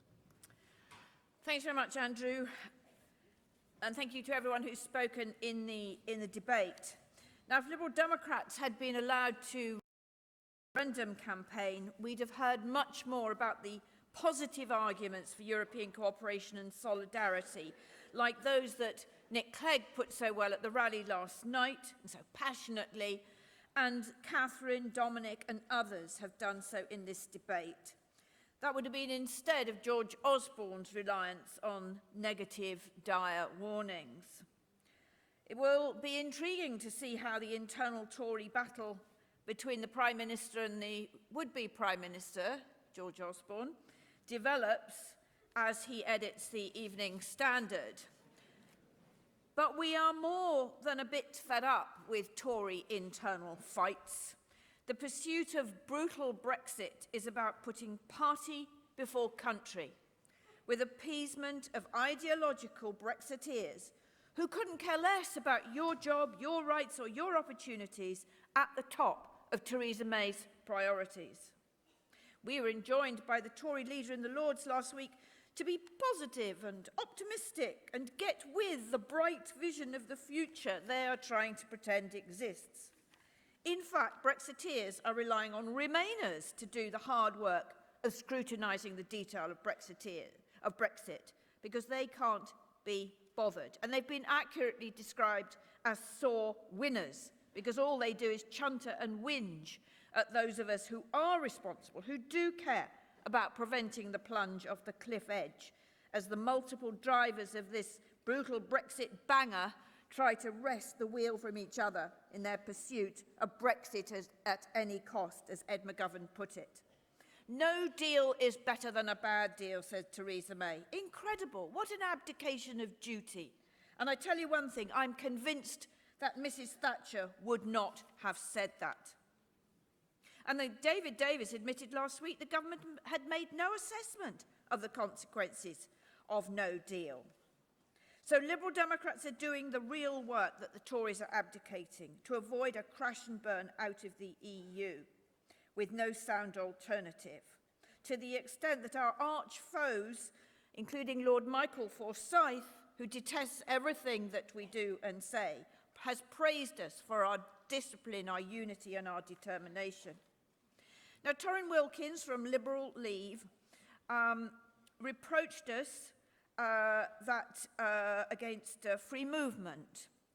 I have to say to him that free movement is constrained by a set of rules, and Liberal Democrats have always insisted that those be enforced, whether on access to benefits or leaving after a few months if no job has been secured. But it is a two-way street.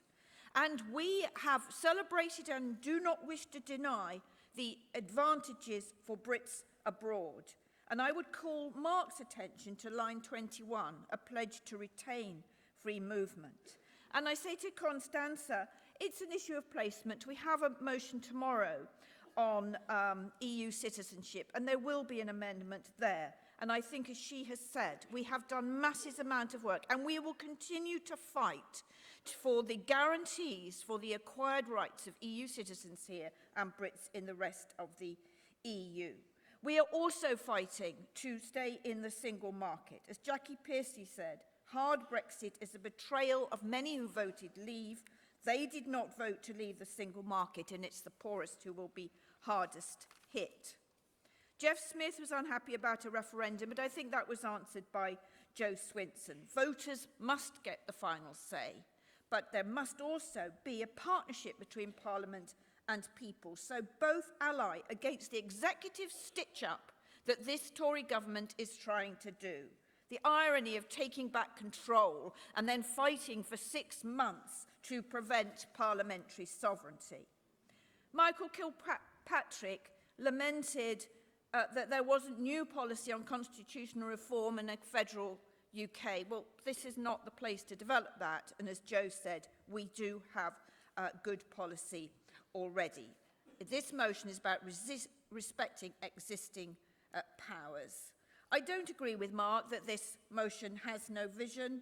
It focuses on what we need to do now to fight the craziness of brutal Brexit and fight for a sensible future for the United Kingdom. And I don't agree with the criticism of lines 1 and 2. We are the only party that has consistently championed Britain's membership of the EU. Name me one other that has. Finally, we are loathed by those who want to destroy the EU and the transatlantic partnership by what Nick called the arc of chauvinism married to the Brexit elite. We wear that loathing lightly, even proudly, and we will continue to fight for a decent European future for this country.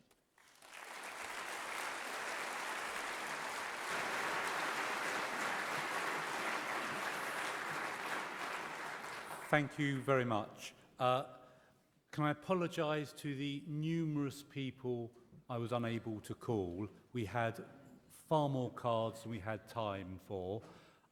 You will have noticed that the debate was heavily weighted in favour of men speaking. I can only call people that put in cards. I called every single female that put in a card. So I apologise for that, but there was nothing I could do to alter that balance. So we're now going to move on to a vote on the motion. So if I can please see, you can please hold your voting cards up, all those in favour of the motion.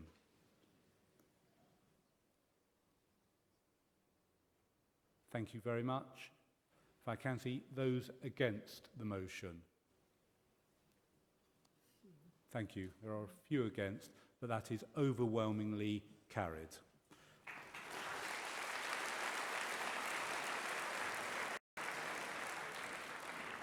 Can I please remind you all, if you wish to vote in the emergency motion ballot, that ballot closes at 1 o'clock today. Can I please thank my aide, Mary Reid, and my other aide, Jeff Payne. Thank you.